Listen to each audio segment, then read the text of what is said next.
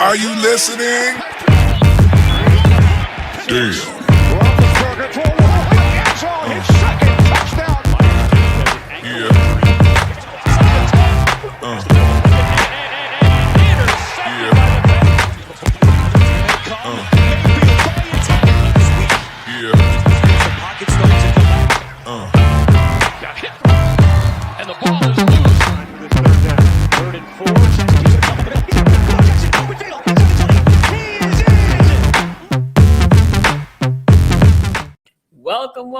Welcome to another edition. Let me fix, because if not, Tony will yell at me.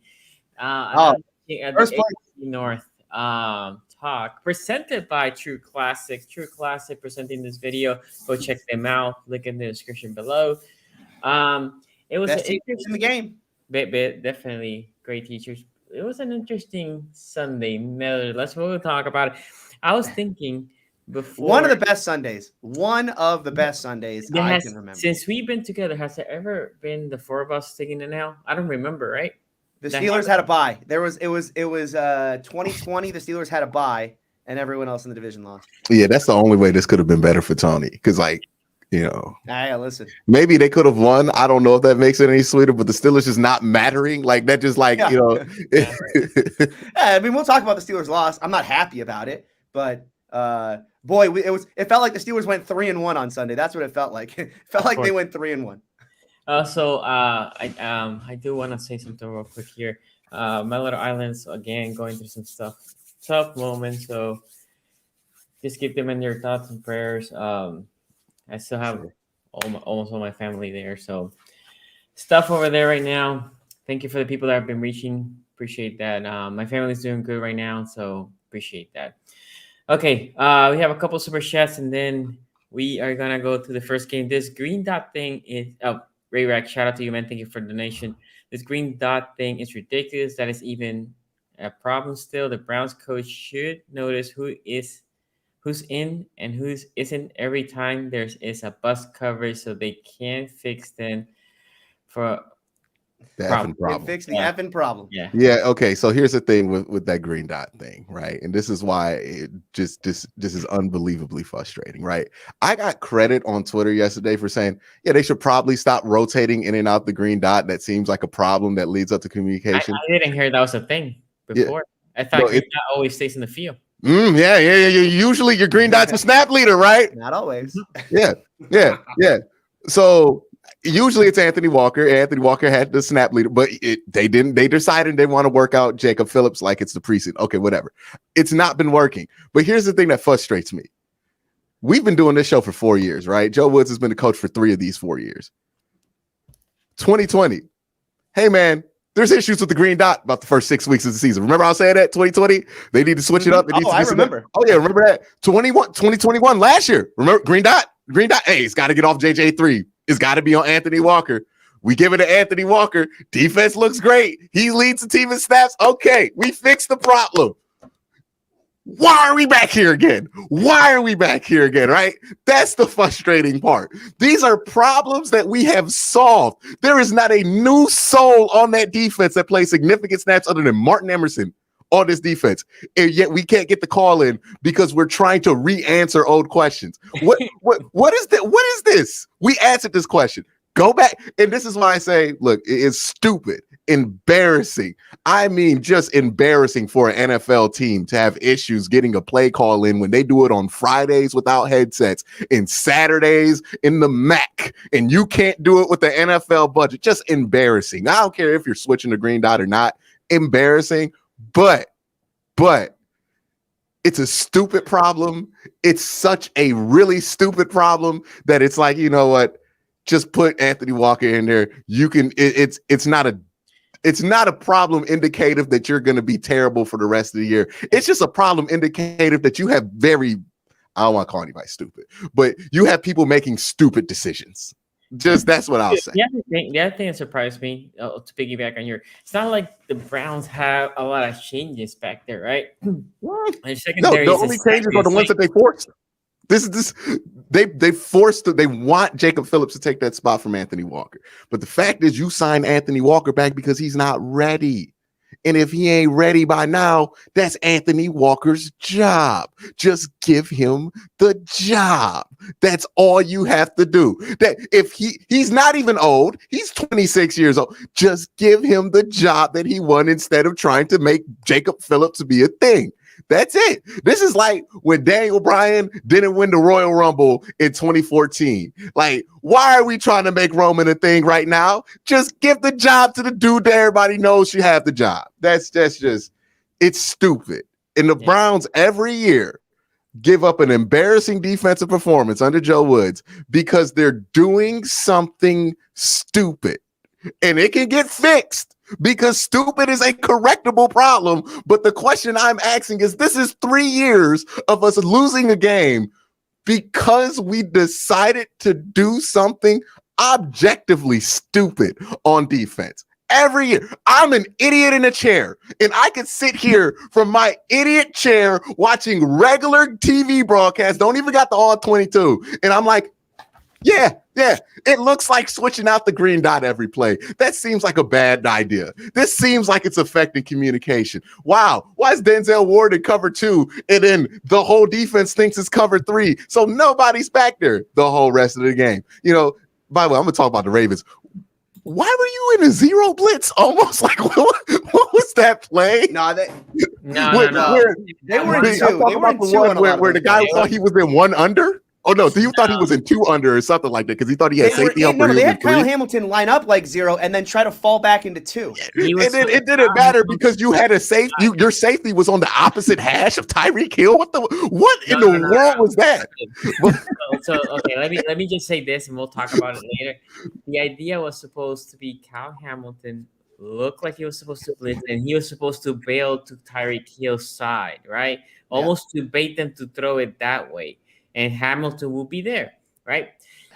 The problem was Kyle Hamilton forgot that he was supposed to go there, and he followed Waddle like he was a man, right? And well, you know what happened. Well, you all know it's a bigger problem. Can you outline what happened the rest of that game? Just for those of us who didn't see it. I mean, no. You want to know what's the bigger problem with that play call? You're gonna have Kyle Hamilton. I thought it was perfect. No, you're gonna have Kyle Hamilton bail and catch up with Tyreek Hill. That's the fundamental problem with the play. Like, even if he bails, but see what they wanted. It's actually look. It's not the end of the world from a play design because if you get a stupid team who, whenever they see a zero blitz, they just immediately go quick. Like you know where their hot's coming. Yeah, they're gonna go right to their hot, and you can get a stupid team to do that. Bill Belichick and Matt Canada. Then that will work. Basically, but Mike McDaniel's not a stupid coach. I mean, listen, you guys know how much I love Nerd Boy, and I mean. My love for Nerd Boy has grown 10x. That was 48 hours. Not to deflect the heat off the Browns or anything, but yeah, that the green dot thing, amongst many other issues that this defense has had the last 2 weeks. And you know what? I woke up today and I was like, hey, I'm glad they lost this game in this embarrassing fashion now, because if they show up on Thursday and they're still doing this same dumb shit, I just know people need to get fired and moved. Right? Like if you have no professional, no, Tony, I'm not actually happy. Yeah, I'm not actually happy. I gotta call out. No, there's Browns fans and Ravens fans that are saying this though. They're like, "This is good. I'm glad this happened to us. This is a wake up call, guys. There's no wake up calls in week 2. No, the best wake up call is no wake up call. Nobody wants a wake up call. The best thing is when you wake up before your alarm goes off. That's what good teams do. But this is what I'm saying. At least if they show up on Thursday and they have the same issues, I'm like, okay, nobody has professional pride in here. We got to restart this whole secondary. Like, it is what it is. Joe Woods got to go. Everybody got to go. Everybody got to go. This is a problem, right? At least I get to know definitively if this is just a team that's just terrible from the inside out, or they're just doing dumb shit, right? Because if they're just doing dumb shit, okay, we'll fix it on Thursday, and then going forward, the dumb stuff will go away. But we'll see. We'll see. I'm just tired of them doing the same dumb.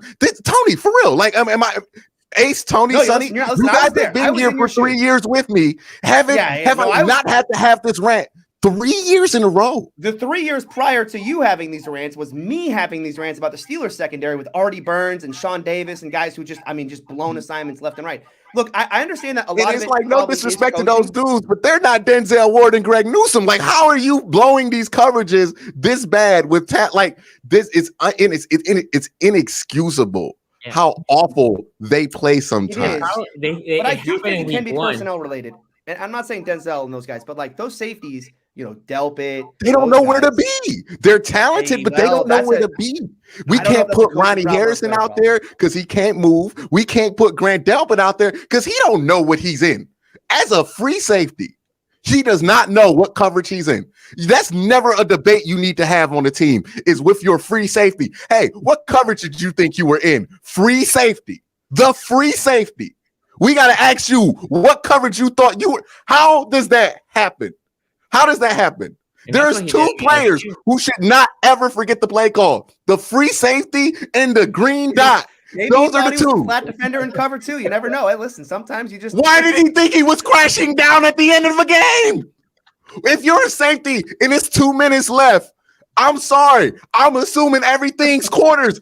I'm just dropping back just cause if I don't know the play. He don't even know how to fake it. He trying to hop a cover 2 route up 13 points. What is wrong with you? 2 weeks in a row. 2 weeks in a row, Grant. 2 weeks. 2 weeks. This is what we doing. Denzel can't even play flat coverage anymore because he can't trust what's going on back there. Like it's just a wrap. It's a wrap. We can't play flat coverage no more because we can't trust that he knows what he's doing. John Johnson knows what he's doing, or Ronnie Harrison. All three really talented players that don't know where the hell to be on the football field. I can't put D'Anthony Bell out. I just want somebody who's going to be in the right spot at this point. Like, it's just embarrassing the level of safety play that we're having there because we're just doing, again, this is the quote. I'm sorry if I get demonetized for this. Dumb shit. It's dumb shit. This is dumb. This is not, you're not talented enough to do it. This is, you're just being dumb right now. Sonny, I think there's a super chat that goes to that point in particular. Yeah, let me go to a couple super chats here. Cleveland forgot they had a team. You have the ball under 2 minutes. You kneel it out. Don't risk it. I'm off that narrative, dog. I'm sorry. Nobody, when the Browns scored that touchdown, was like, "Oh, that's going to cost them. They left too much time on the clock for Joe Flacco." No, everybody thought they're up 13. I'm gonna start making the thumbnails. We about to do the victory stream 2-0, first time since 1993. Nobody was thinking this was still a game after they scored that touchdown. No, the Jets didn't even think that was a game. A wise man once said, "The Browns is the Browns." Dog, my friend from college, he's a Jets fan. He texted me like, "Hey man, great game. When we scored the touchdown, everybody's trying to be hindsight 2020, talk about some, oh yeah, the Browns should have kneeled it out." Shut up. When you were watching the game, you did not think that. Like that's come on now. Silly. Ravens hired the coordinator who already on the staff. No changes. Bad. And then here from a felon named Tony Serino. I can redo the safety rankings. Steelers 1, Browns, Ravens, Bengals 5th. 5th in the division. All the wide receiver jokes we made about the Ravens, we should have made them jokes about all of our safeties, except for Minka Fitzpatrick. Except for Minka. Wait. We have a safety with 3 picks already. They stopped throwing to that was side. Was it Chuck Clark? Oh, he is. It is true. Williams. Williams. Wait, hold on. Hold on a second about Williams. Can we? He should have 4. He should have 4.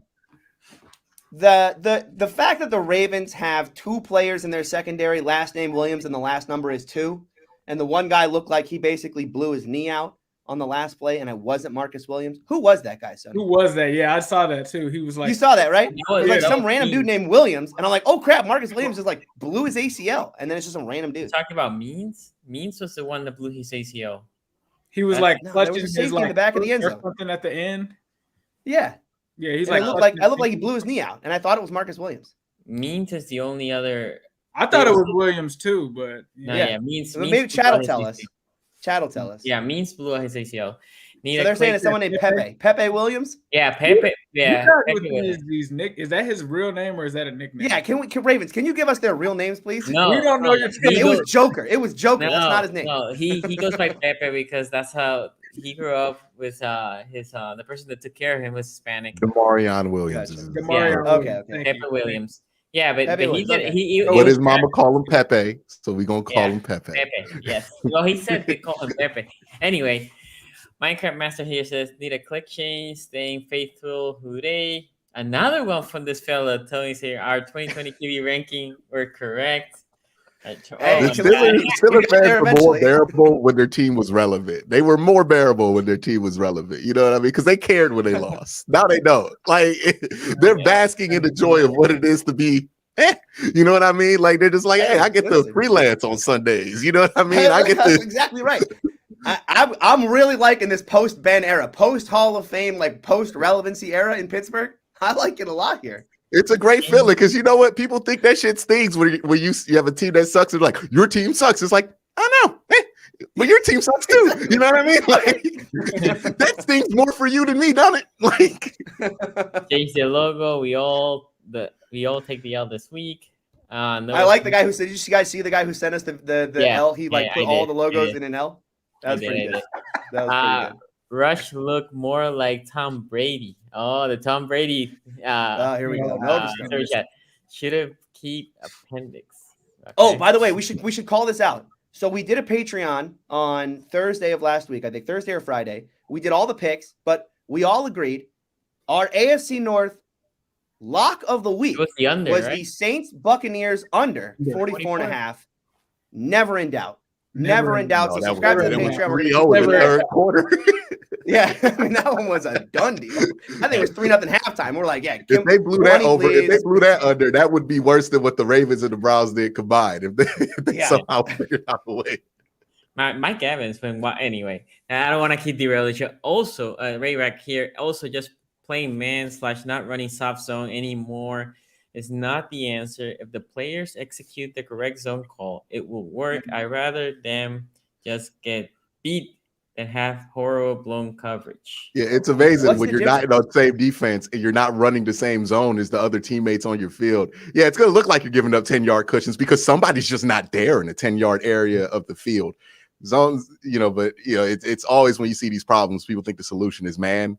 It's not man. It's getting the play call in and actually executing the play call. I mean, like it's crazy because two teams had defensive problems, and then the other two teams had offensive problems. Ironically, all problems we did not expect to have at all, right? Like we all kind of felt like, hey, well, I think.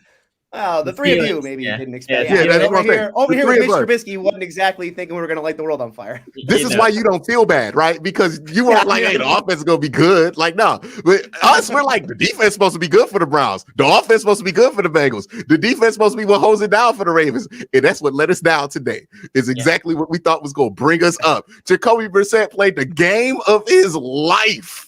And it's never going to be remembered. The Browns here for Soul Trend. The Browns lost help fuel my workout. Russ here says Sunday Ticket perform as well as yes. By the way, my live stream was going like Ace was watching me freak out at this because he watched me in real time as Sunday Ticket went out live, and I got a text message like, "You might want to do this." I'm like, "Oh, Ace in the stream." You and I will talk after the show. You will not miss another game this year. I promise you. I'll send you some stuff. If I can watch them all the way from here, from England, y'all should. Well, it's easier for you to watch it because you can just do Game Pass International without a VPN. No, I do VPN. That's what I'm doing. I'm VPNing to YouTube TV. Shout out to YouTube TV. You know you could do Game Pass. Don't. I can't say that. I share that on YouTube. And then you get everything. Let's not give away the farm here, okay? They know it. The Browns saw. Well, they do know it and they block it, but there are other ways as well. Anyway, the Browns saw the Ravens blowing the game, and they were like, "Hold my beer." That's from Professor Chaos. I don't know if we wanted to rank these losses this week, like as far as how the hell did that happen? The Browns is worse than the Ravens, right? It is. I think because so. They didn't. Because it was like no. The Browns are no lower than 2. The 13 points at 2.5. No, I'm saying the Browns are 1 because they had to give up an onside kick. I mean, onside kick. It was just inexcusable. The onside kick is like so improbable, and then it's Joe Flacco. I mean, I'm not sitting here saying 2 was great. Dog. Here's how bad that collapse was. They went up by 13 with like a minute 55 left. Yeah. They got the ball back down 1 with 40 seconds left. Mm-hmm. Yeah, that's how bad it took them. 60 seconds to erase. Yeah, the Jets really should have run more time. Really. I mean, that was their real problem is they didn't run enough clock because they actually gave the Browns a chance. Yeah, the Browns could have won it. They were this close. They were like 20 yards away. It was like if this kid, your kid, hits another 60-yarder for the Browns to go 2-0, like I'm quitting. I mean, No, to the be honest, sports guys were like, this defense needs to learn a lesson. Like they can't get away with this again. Yeah, no, it was a little football justice-y for that for sure. It was like not again. Bottom 5 run game without Lamar. Defund their defense. Crazy people actually blame Chubb for scoring when in 2020, when he didn't score against the Texans, everyone said they wouldn't have been mad/blamed. I wasn't mad because guess who's on my fantasy team? Oh, 3 touchdowns, 80 yards. Nick Chubb. I was like, he finally had a good fantasy football game. How long does our special teams have to be abysmal before Pfeiffer? He's your best coach, dude. Yeah. This guy's remember, Pfeiffer's the only dude that's won a playoff game. These Browns fans don't know. Okay, Pfeiffer's terrible. 1-0 in the playoffs. Prefer's only going to stay on this team because he could be the backup head coach. He's terrible. The kick coverages are terrible. the kick return development terrible. The kick return at the end was good. That almost won them the game. That was a good return. Yeah. I don't know. The technique he teaches them, I just don't like. He makes me nervous every time they have anybody back there to catch the ball. But some of the defense on there and the fake punts, I'm not tripping on that. The punter just made an excellent throw on the out route. Like, how the hell do you anticipate that? But the onside kick, I don't even know if that's on Prefer as much as it's like Amari Cooper just watched the ball until like he thought he was on the other side of that onside kick. Like he had to wait till it bounced 10 yards to touch it. He did not. He just didn't attack the ball. This for Browns ruined all these jokes we could have done this week, but no, they had to have a historic collapse. They will never let us Brown fan have any. Browns secondary robbed y'all from Hill Quincy. I would have came on here like Ric Flair. They would have just finished that game out like they were supposed to. Everybody took embarrassing L's, and the Browns are 2-0 with Jacoby Brissett playing the game of his life. You know how vindicated I would have felt coming on this show, talking massive amounts of shit. But nah. The secondary didn't want to let me be great. Selfish. I need a girlfriend that loves me like Noah Stone loves Tom Brady. Yep. My parents don't even love me like Noah Stone loves Tom Brady. Every team should be pressing the panic button, especially Cincinnati. I don't know if pressing the panic button. We'll get into that a little later. Fresh hot L's. Pittsburgh. Shannon Sharps. What would the panic button be? Put Kenny Pickett in? Like they got no panic button in Pittsburgh. That's true. There's no panic button. It's like, oh, yeah. Tony talking about we're gonna go 8-8. Like they're fine with it. There you go. Tony talking about illegal gambling, that's okay, but Sonny talking about using VPN, that's not okay. I can defend myself here. This is a great point, Ray Rags. That is true. But when you're doing the whole like how to stream a game reliably, it's a cat and mouse. There's a cat and mouse going on. Sure. Whereas with gambling on offshores, no one really cares, right? Everybody does it. There is a secret. You can use any VPN, but there's a secret that I won't say. That's correct. There is a secret. Thank you. If you need that, and I'm also not saying it. Yeah, if you need that, hit me up on DM. We can tell again if I can watch. Let's not. Listen. You got DM on Patreon for that. You got it. Oh, that's right. In the Patreon, we can talk about. Bro, he's the feds. Don't do it. Joe Flacco, 2 Browns. I still own you. That wasn't Joe Flacco. I know exactly what that was. That was Ben Roethlisberger. I know who that was. There was no Joe Flacco that day. Okay. Before we go, we're gonna start with the Browns because, by the way, we basically broke this whole game. AFC North, big shout out to Adam Holland, top patron tier. Shout out to you, man. Thank you for the support. Thank you for everything. Also, if you want to be in the Patreon, the link I think is below. We did a stream Thursday. It's very relaxed. It's very vibey. You can join us live. You can answer any questions. It's very cool. Very, very laid back, setback. So yeah, come and join if you want to support us through Patreon. Okay, let's talk about the Browns because we broke. Play some Bills first. Oh, go ahead. Let's do that. Yeah, let's play some Bills because football is back, baby. We're back to seeing Mahomes sling the beautiful balls all over the field, and your friends at Manscaped are here to help you sling your beautiful balls all season long. With Manscaped's state-of-the-art tech, we'll have your weapon looking more loaded than the AFC. Boy, can't say North anymore. We'll say the AFC North. More loaded than the AFC North. Football may be rough. The AFC North may be rough. But your ball care doesn't have to be with Manscaped. Join the 6 million men worldwide who trust Manscaped by going to manscaped.com for 20% off and free shipping. But you got to use our promo code AFC North Talk. That's AFC North Talk, all one word.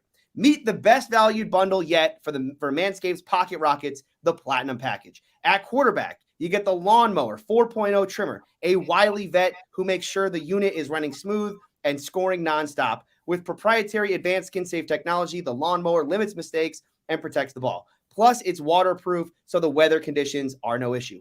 At running back, the Weed Whacker ear and nose hair trimmer, built to bust through all the right holes, a hairless nostril, just help keep a nose for the end zone. On the offensive line, we have our unsung heroes, the Crop Preserver, Ball Deodorant, and Crop Reviver, Ball Toner, the Trent Williams and Corey Lindsley of Sack Protection. At wideout, the cleanest duo in the league, the Ultra Premium Body Wash and Ultra Premium 2-in-1 Shampoo and Conditioner. With their rugged scent, they attract both the ball and the ladies in the crowd. At tight end, the product that makes your end look tight, Manscaped's Anti-Chafing Boxer Briefs, a dedicated jewel pouch to increase ball handling and a cool, steady vibe thanks to their moisture-wicking fabric.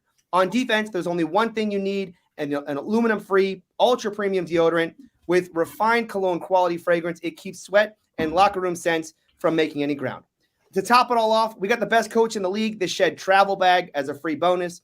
Built to hold the team together, this travel size bag has a fumble-resistant zipper. This has got to be a Super Bowl winning roster, but don't take my word for it. Head on over to manscaped.com and get 20% off and free shipping. But again, you got to use our promo code AFC North Talk. That's AFC North Talk, all one word. Yeah, and do yourself a favor. Like Rob, he says, got my Manscaped delivered last week. Thank you guys. I'm in game.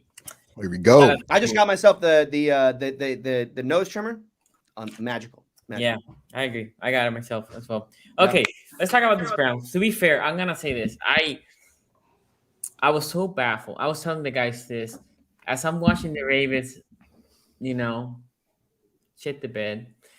I saw they broke the clip, and I'm watching Chubb score the touchdown with less than 2 minutes. I'm like, okay, they won, right? I'm not even looking anymore. I'm assuming they won. The Steelers, I'm like, okay, they lost. And I'm like, damn, these Ravens are gonna lose. Now the Browns are 2-0. I have to hear Q, and I know the Bengals are gonna win. Obviously, the Bengals hadn't played yet. I know the Bengals gonna win. So, so it's gonna be a rough week in the AFC North for me. And then, literally, as our game is over, I see that Browns lost. I'm like, how? Like, literally, how? What happened? So I skimmed through the game. Right, and then they play a good game, but I wanted to see what happened after that touchdown. A great run, by the way, by Chubb. I loved like the okey doke, like he waited for the guy. Like beautiful run by Chubb. Chubb had a monster game. 240 pounds, just stop on the dime like that. I know, right? Yep. Crazy. Hunt had a crazy game as well. Brissett had a really good game. Cooper showed up in this game, had a very strong game. Minus and Q already alluded to the ounce of recovery. Yeah. But I was baffled, right? We're gonna talk about the Ravens later. But when I saw the first touchdown, I was like, didn't these dudes did this against Baker last week? like didn't this am I imagining like literally this happens? And I was like, so they score, and I'm like, wait, how did they got the ball back? Right? No, it can't be an outside. Then I see the outside, right? And all I see is Amari Cooper like looking at the ball like, am I supposed to dive? What am I supposed to do? And the Jets guy, whoever it was, I don't remember. He dove in head first and got it. And I'm like, okay, no, they definitely deserve the L by now. And then Joe Flacco was like playoff run Joe Flacco in that sub 2 minute drill. He hit his receivers, even that last touchdown. It was a great pass for him, but I would have thought that they were expecting something through the middle. The corner that was keying on the receiver, it was Wilson that caught the ball, right? Was it Wilson? Garrett Wilson, touchdown. Yeah. But the safeties again look like, were you supposed to be? But wasn't he out of the slot? He was out of the slot, right? He was. Yeah, he was out of the slot. And the corner had him, Yeah, he's supposed to I mean, let it's just Delpit's supposed to let him flow to the end zone so he can be Mhm. underneath it, but he don't know what he's doing. Anyway, I was surprised. I was surprised, especially on the deep ball, because K York saved them from losing that game after they let Baker do it twice. I was shocked. I was surprised, and it made me feel better. I'm not gonna lie, it made me feel a little bit better about my loss, because I was like, "Damn, we lost to." I thought I think we all thought that of the four of us, Miami was the best team that we were all facing. But obviously, and we'll talk about the Ravens later. But I think we all say LL Jets. I think we barely spent time in that game because like Jets. Yeah. We're gonna talk about the Jets. I think the Cowboys and the Jets with the least amount of time that we spent. So I was surprised. Nevertheless, every given Sunday, they are all NFL teams. They all, NFL. I'm going to be in a video this week. I don't know if you guys know that. I'm going to be in another video this week because I don't know if you guys heard the Jets coach in his press conference last week. He said, all you guys making fun of us, I'm keeping receipts. We're keeping receipts on all you people making mocking us right now. We'll see what happens. Oh, I'm going to be in another video because I mean, listen, you picked up a Browns fumble. Like, let's not act like this was a dominant show. The Jets were a non-serious football team week one. We all said the same thing. We all watched that Ravens game, right? I mean, like, what do we? Joe Flacco throwing the ball 59 times. It seemed like an impossibility. But yeah, man, I'm with you, Sonny. This was okay. Here's the thing about this game for them. This is why this game has to hurt so bad for the Browns, because this was, when Browns fans talked about Jacoby Brissett during the offseason, they're like, can he get to 5? Can he get to 6? Right? And people like me laughed, like, come on, what are we talking about? That Jacoby Brissett we watched on Sunday is definitely getting to 5 or 6 wins. That was the perfect game that Jacoby Brissett could play in that Browns offense. Too.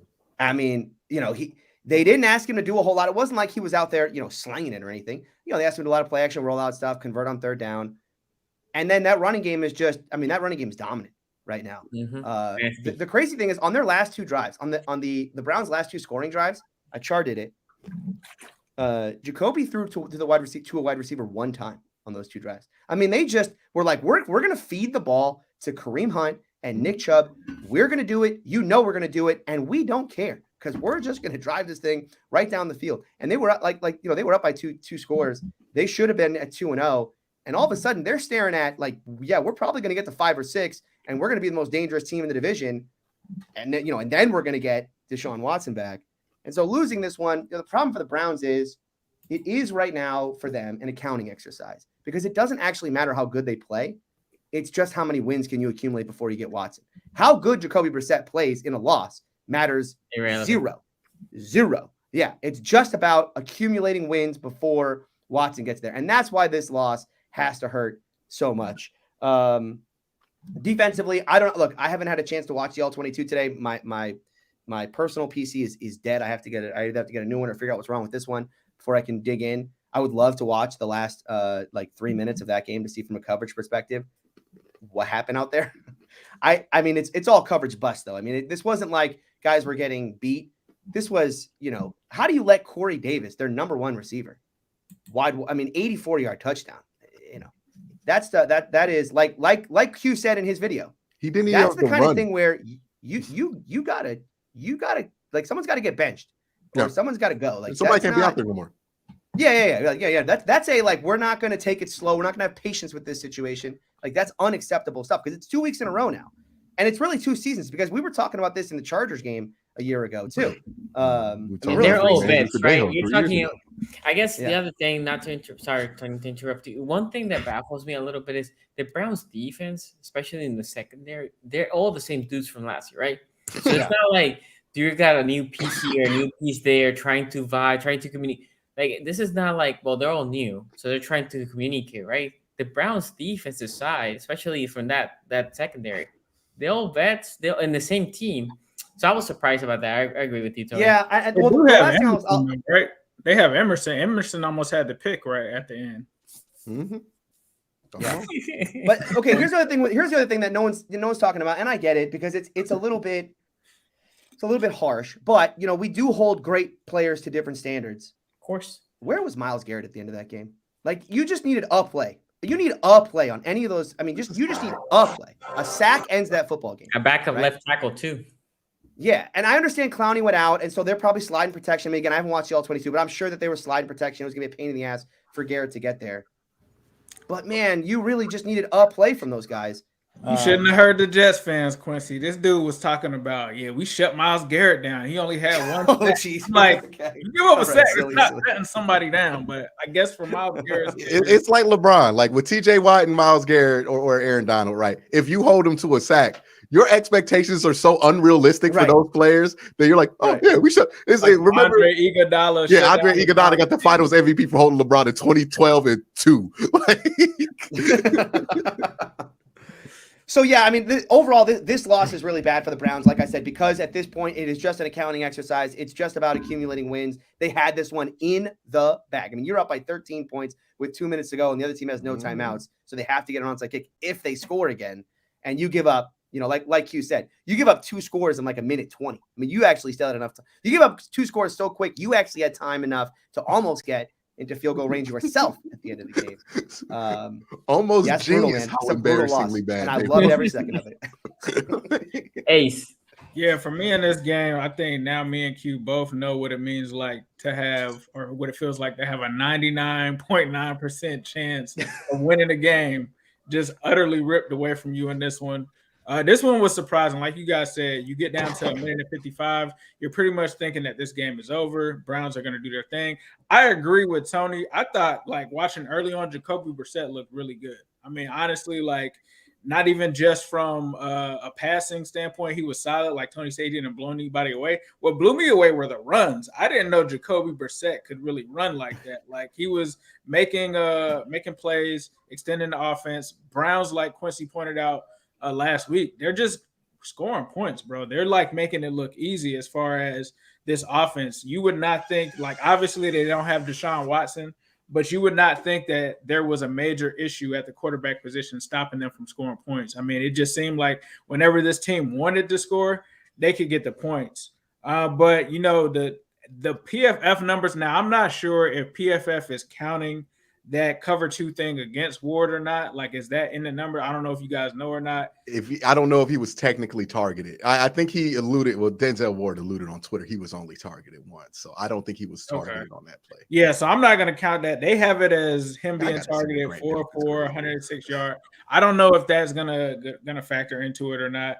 The big thing I think that I kind of said about the Jets, I was like, if there's any way that the Jets win this game, they're going to have to try to neutralize Nick Chubb. Now, Nick Chubb and Kareem Hunt, you're not going to stop those guys. They're studs, right? Like, they're amazing. So I kind of have the standards a little high. But if you were to tell me that you could hold Nick Chubb under 100 yards, I think that helped them in that way. Not that Nick Chubb had a bad game. I'm not saying that. But if you take away the rushing yards from Jacoby Brissett, 141 yards with that tandem, I think you take that all day, because you're thinking that these guys are going to run it up on you, probably 200 yards or something like that. I think that they were able to slow them down just enough to be in this game. I don't even know how the hell Joe Flacco did this, dog. Like, I'm really still not believing it. I know Garrett Wilson kind of showed out in this game. But at the end of the day, I thought that the Browns still played a great game. It wasn't a game that they should have lost. I mean, if Amari Cooper gets his hands on the onside kick, I think this is a non-factor. I think this is a big, huge win for the Browns. But unfortunately, Flacco and those guys come back and seal the deal. I did not see that coming at all. I did not see it. I know it was a close game. I didn't see it going that way, especially when the Browns kind of pulled away at the end. Garrett Wilson, I guess he's that good. Because the Jets, I don't even think the first week, there was like one point where the Jets weren't even putting that guy in. They weren't even giving him any, like, playing time. Against the Ravens, yeah, he didn't play that much. And when it was like, where Garrett Wilson is just buried on the depth chart. So I'm sure the Bengals will see a lot of Garrett Wilson this week as well. But I thought the Browns, even though they lost the heartbreaker, I still feel like they came and showed me some things, especially with Jacoby Brissett, that this guy is definitely capable of, like Tony said, getting them to 5, maybe 6 wins. So definitely was one that you would be upset about. But, at the end of the day, I think they came out, handled business, still played a good game minus the end of the game. I'm unfortunate for that loss. But, yeah, I still think that they showed me a lot in this game, especially Amari Cooper. he balled out in this game. It sucks that the whole narrative is going to be Amari Cooper is the guy that, caused the onside kick to get recovered. But before that man was balling. So that's unfortunate. But, I think that the Browns still had a solid showing in this game. Q, any last words? I know you have a lot to say. I mean, Gary Wilson, like, I don't know. I ain't trying to sound like no hater, but like it's pretty easy to get open if nobody gonna cover you, right? Like, you know what I mean? Like if nobody decides that they're just gonna play it, like, so it's hard for me to judge how much of this is like the Browns just doing dumb stuff and teams taking advantage of it, or teams like being legit good. Because it just feels like we're causing our own problems on defense. Offensively, I've made this statement about the Browns offense. They're not a bad offense. They're a limited offense in my eyes, right? They're limited. They can't quick strike. They can't really score fast. If you push them past their limits, they will crack. And that's what that interception was at the end of that game, was they tried to push that offense past its limits. It cracked, right? But it's not a bad offense, right? Bad offense is like both Pittsburgh and the Patriots, what I was forced to watch that game, right? Where it was like, oh boy, interception after interception. You're on mute, Tony. You're on mute. What happened to calling us mediocre? You called us mediocre in the video yesterday. I was really okay. Okay. I'll give Pittsburgh mediocre. That was really nice of you. They're both mediocre offenses. Thank you. At the very most, right? But there's a difference between that, and I think we kind of like when we get to these quarterbacks, we kind of like we do this with the Ravens in 2000. We're like, oh, they had a bad offense. It was Trent Dilfer.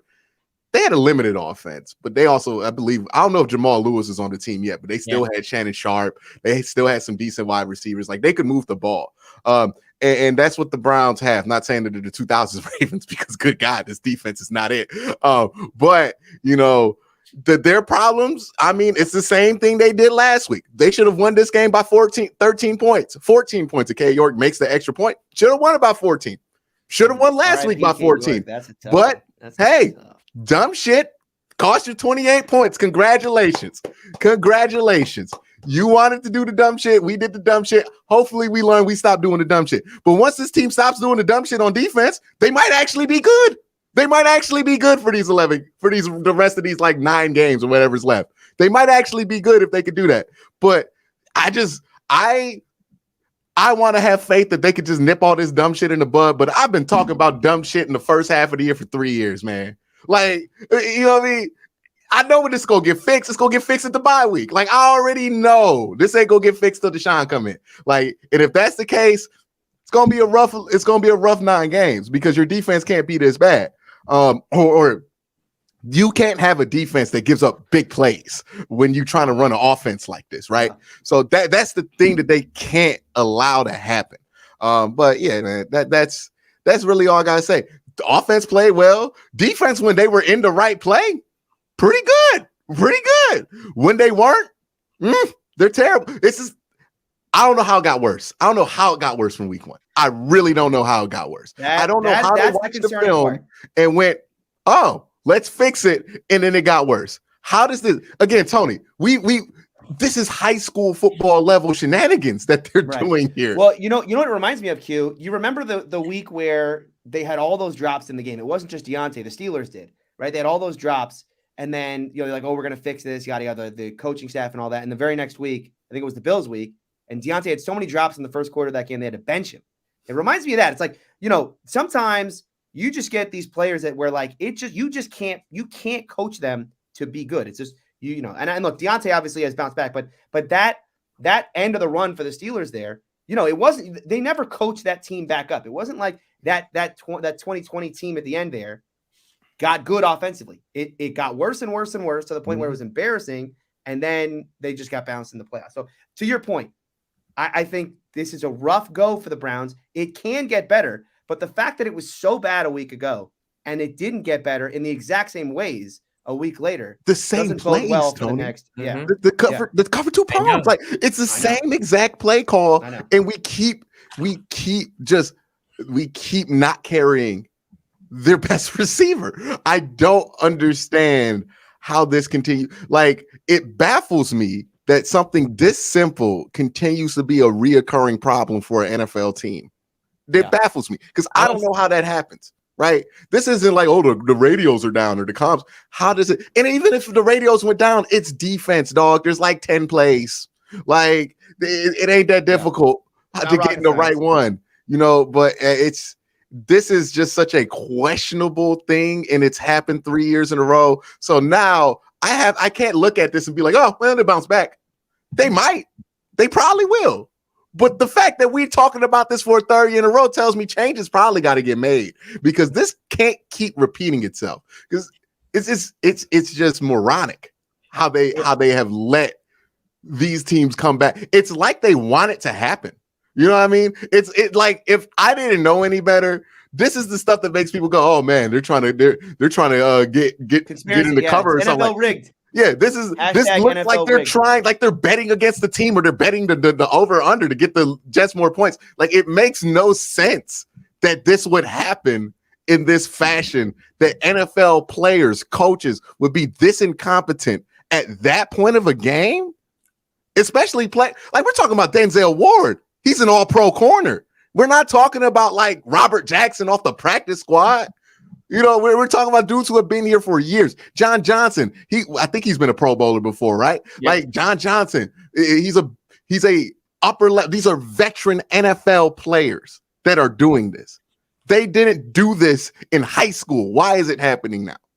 Yeah. We have a couple super chats here. And by the way, let me just to add, when K York missed that extra point, all I thought was, oh my God, Q's love for K York is gonna diminish that quickly. No, I wasn't thinking about it because I was thinking what everybody was thinking. They're vibing. Who cares? We're up 13 points.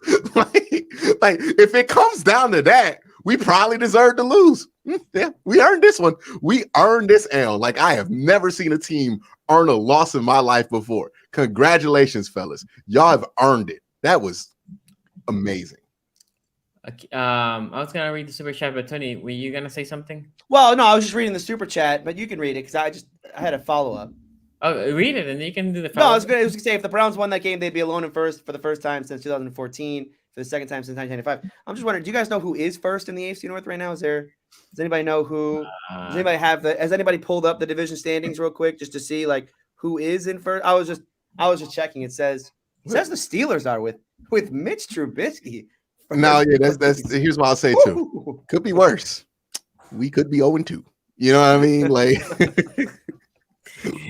Caleb here. Browns will lose to the Steelers by 10. This is what I love, by the way, is that both fan bases come into this game on very low points, and they both probably feel the same way, which is we're getting killed on Thursday. We're getting killed. No, I don't feel that way at all. They better beat the Steelers by like 10 points. Like that's my expectation. Like you better beat the Steelers. No, after making me watch that, you gonna make me come back on Thursday Night Football to lose? I'm not expecting that. If I'm watching that game, you better win. What do you mean? What do you mean? I'm not. No. That's the only way that they get out of this one with their toes standing still is if they win this game Thursday. They're staying at home. You can't lose that. You can lose Thursday night at home to Mitchell Trubisky after giving up that one to Joe Flacco. No, there's no more excuses. You use your excuse card, and honestly, you probably could have got fired after that one. Like, no. You're only not getting fired because it's a short week. You better be playing defense like your life is on the line, dog. Like, what you mean? Like, Joe Woods about to be out there coaching his ass off. Like, no, are you kidding me?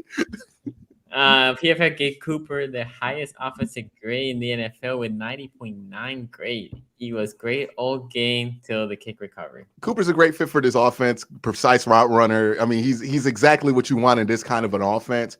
It's amazing it took him so long to get to a Shanahan style offense in his career because he's been in a lot of spreads.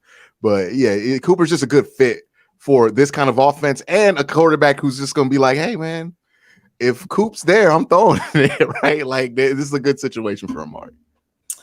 I need an apology from Ace, Q, and Sonny to the best safety in the league. Apologies will be accepted in the ready or verbal form. Man, Dak still ain't playing enough yet for us to say that. Yeah, well, who's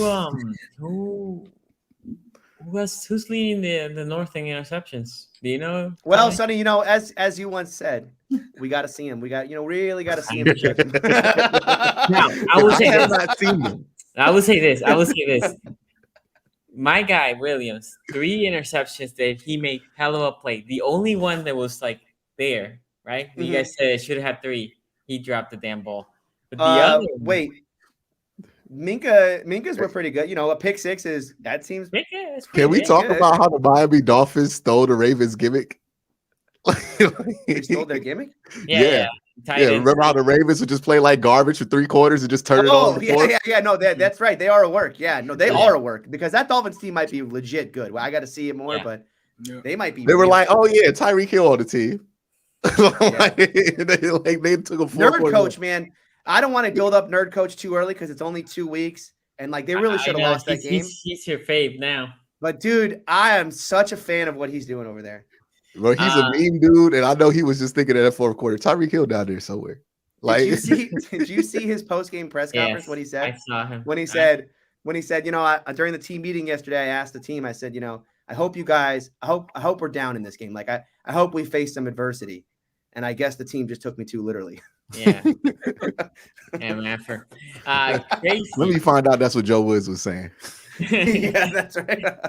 Tracy, how we are all digging hard at the Browns, which we deserve, when everybody lost. And Ace, why are the Bengals fans in your space earlier talking crazy about the Browns when y'all are 0-2 and haven't beat us in 3 years?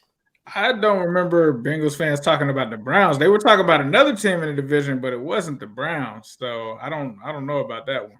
Nah, I just feel like homeboy salty. Like that's just salt. Yeah. And by the way, the reason why we're talking about the Browns because we're doing their segment. We're doing a review of the Browns we will right get now. To every team in this division and give trust them me. proper roasting. We got these Atlanta-Baltimore jokes. You know, Cincy is what happens when you order your O-line upgrade from Alibaba. It's a good one. That's a good one. That's a good one. The entire Browns D-line was. They got Leo Collins, not Lyle. It looked like they quit and are lost faith in the back end after that busted coverage. I mean, imagine being in that front 7 and just seeing what's going on back there. Just be like, oh yeah, I'm a blitz. What's the point? Nobody's there. After Corey Davis scored that touchdown, nobody was stopping anything, right? Like after that one gave up, it's like, come on. I don't know. You really need to play though. I mean, you really just need one play. Yeah. It's not like they were asking for a lot. Honestly, we just needed one decent play before. We just needed to not give up that play, right? Yeah. Corey Davis could have got 40 yards, but if he get tackled in bounds and they run off 20 seconds, that's fine. But the underrated part of that drive is that Flacco didn't really challenge down the field the last drive until like 3rd down. He went in the flat twice. Yeah, he lost the flat. Yeah, he lost the flat. I mean, it's Joe Flacco's favorite place. Yeah. Q has a cat in the dog pound. Absolutely. And I will say Wilson Cook Emerson for the touchdown on the goal line. Oh yeah, early in the game. I love Wilson as a route runner coming out. Yeah, he's a good route runner. He's good elevator. He's a good player. Yeah, not as good as the Browns made him look, but he's a good player. Grumpy Guy here with a super chat. I don't see anything from Grumpy Guy. So, but appreciate you for the super chat. And then Dolphins are this season's Bengals. Oh, see. Okay, let's transition then to the Ravens because there's a lot of things I can say there, but I'm gonna be the bigger man today. I'm not gonna. Looks like that's the other game that people were keying a lot. It was a rough one for me because similar to Q, I think I told this to Tony before we started the stream. I usually do a segment on the halftime, right? On halftime, I'm like, okay, this is what I seen, blah blah blah. I didn't even do a segment. They were playing so good. I'm like, damn, like this is like they're playing like a perfect game. Defensively, they were playing good. Offensively, they're playing good. They only had one stop offensively, and the defense was playing really good against a high-powered offense, right? Because I know Waddle and Hill can go off at any time, and I think Waddle had a touchdown by halftime. But overall, the team was playing solid, very solid. And then the 3rd quarter comes, and they still were playing good. They still were playing. I think they scored a touchdown. Miami I think had a touchdown in the 3rd, but still, I mean, we were up by 21 going to the 4th. I'm there. I think I told my wife like, could have gone to bed early, Sonny. You could have just gone to bed against early night for you. I watch every minute, even when they're losing. I told my wife like, it's not over yet, and then it happens, right? I'm not saying this is a reason, but for those Marlon Humphrey was a game time decision. They start pulling him out in the 2nd quarter because of the injury. They went They threw to Armour Davis. Armour Davis had a decent game. I mean, especially for a fourth round rookie, I thought he had a decent game. The first touchdown for Tyreek Hill, he got burned. Okay. And you're like, okay, I'm still up by 14 or by 7 at that point. Offense needs to do their thing. Well, and that fourth quarter, our offense stole, right? A lot. And we had no running game in this game. I mean, Lamar was good in the running game, but our running game per se, our rushers, Drake had nothing. Mike Davis is done. As soon as Gus Edwards is ready to come, he's the first one getting cut. My dude cannot get a yard, even if he stumbles upon it, right? And then Justice Hill. Well, I never been a fan of him for 4 years. He had one good run. He had that one good. Go watch that old 22. He has 2 guys blocking him, right? Blocking the corners. A bunch of green, nobody there. And he decides Are you talking about the one where he cut it outside? Yes, and he decides, let me cut. I was like, was it a 2-minute drill or something? No. This is like I was just in the middle of the third quarter. yes. Hey, that's his one good run. He could have just. He had one good run. Oh, no. Yo, he worked so much harder to get it to that side of the field too. Like he just had to do one cut, go upfield. He was gone. Gone because the only 2 guys in that side were blocked, and for Trent some Richardson. reason he went outside. He basically tackled himself to the outside. He pushed himself to the. I mean, He was like, I don't need 100 yards. I It was need insane. 20. You know it what I was mean? anyway. And the play that everybody's talking about, like how is Tyreek Hill so wide open? I'm gonna say this: Kyle Hamilton had a pretty good game, right? But he had the play that everybody's gonna key on him. Because Armour Davis, although I didn't like that he didn't engage at all with Tyreek Hill, like I would have want him to do something to make Tyreek Hill like think, oh, he's gonna do X or Y, right? Armour Davis looks at Tyreek Hill, basically saying, "I'm not even chasing you, so if you want to just go, here it is. Just go." Now he's expecting safety help. He didn't backpedal or anything, right? So this is not on him. And then obviously the bomb goes, and everybody's looking. And Armour Davis looks at Kyle Hamilton. It's like, you're supposed to be behind there. And then Williams comes to Kyle Hamilton and says, dude, you're supposed to be behind that. And then when you see the play, Kyle Hamilton is there to show blitz, and he's supposed to bail, but he never bails, right? He's supposed to bail with X amount of time, right? He never bails. And then he follows Waddle, which Waddle is being guarded by Williams. So essentially, they bracket Waddle, but Waddle happens to run, I don't know, like a 7 or 8 yard dig, something like. I mean, it wasn't even nothing deep, or it might have been that he ran that because the ball came fairly fast. I'm less concerned with those plays, although it hurts. And trust me, I was so pissed last night. Like I was, like livid. Like it's cold in England again. It's effing freezing. As you can see, I'm back wearing hoodies.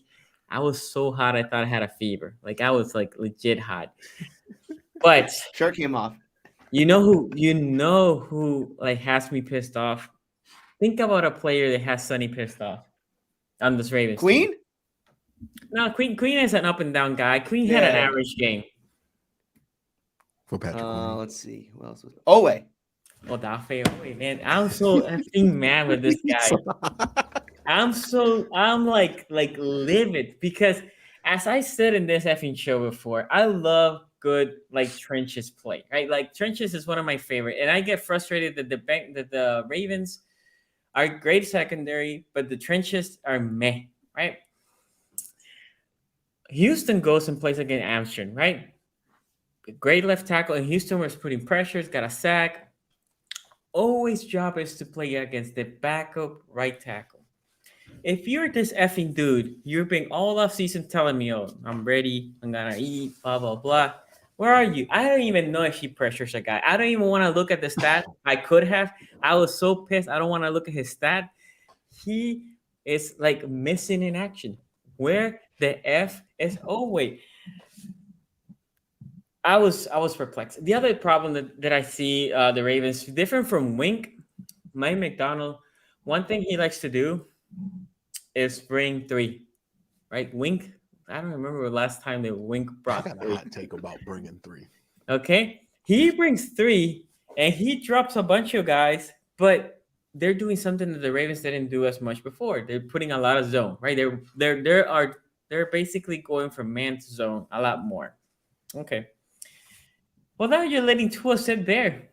He's sitting there. You're only bringing 3 when they're protecting 5. Well, he has time. And every time we brought 3, there was at least a 10-yard completion and a first down. That shit needs to stop because you don't have talented enough edges, right, to even rush 5 with pressure. Because as we stated here, Adafeo is missing in action. But bringing 3 with Tua. Tua's not the tallest guy. He's mobile, but he's not like super mobile. What are you doing? So Ravens play 3 hell of a quarters, but they forgot there's 4th quarters in the game. That last quarter, it was disastrous. I'm like Q. They deserve to lose. I think, like Q said, everything with the Browns, like at the end, after you are like, we really lost this game because I knew Miami was a good team. But go ahead. I was gonna ask you, how do you feel about the Ravens, like as not just the game, but as a football team right now? I see the problem is their offense looks good for 2 games, which great, right? People are LL Ravens receiver Bateman. It's been playing really good. Duvermain left with a concussion, but Robinson, he looks legit, and then the tight end, you have Andrews, and then likely he shows off. But talk about another dude that has me frustrated. If he catches the ball in that 3rd and 6, we get a first down. We're in field goal range, and that was before the Tyreek bump, right? So obviously, and he's wide open. It wasn't even contested, and this dude is dropped. He has the what do you call that? What was the guy that the Steelers had? I'm forgetting the tight end. Who's the Steelers tight end that we were? Freiermuth? No. Ebron. You're talking about Ebron. You want the roller coaster. You want the roller coaster, baby. Dude, he has the Ebron disease. I'm like, what is wrong with you, boy? You were wide open. Wide effing open. So he has me frustrated. Not as much as Owe. I'm putting that jersey. I'm hanging it somewhere. I don't want to even see the damn jersey of Odafe. Can't believe I bought into this BS. You gonna put it with the chain? You gonna leave it, lock it in? Who's so quicker on a player? The chain was coming back Tony out on week. Chase Claypool or Sonny on Odafe?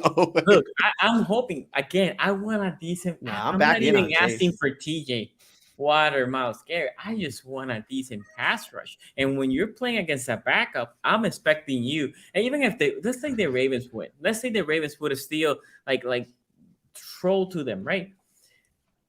But that doesn't mean that Rafael did shit. He was nothing. Even when they were winning big, like Marlon Humphrey was playing good before he got pulled out of the game, right? Marcus Peters, basically they threw ish, but he was coming back again. I don't think he was terrible. He was okay.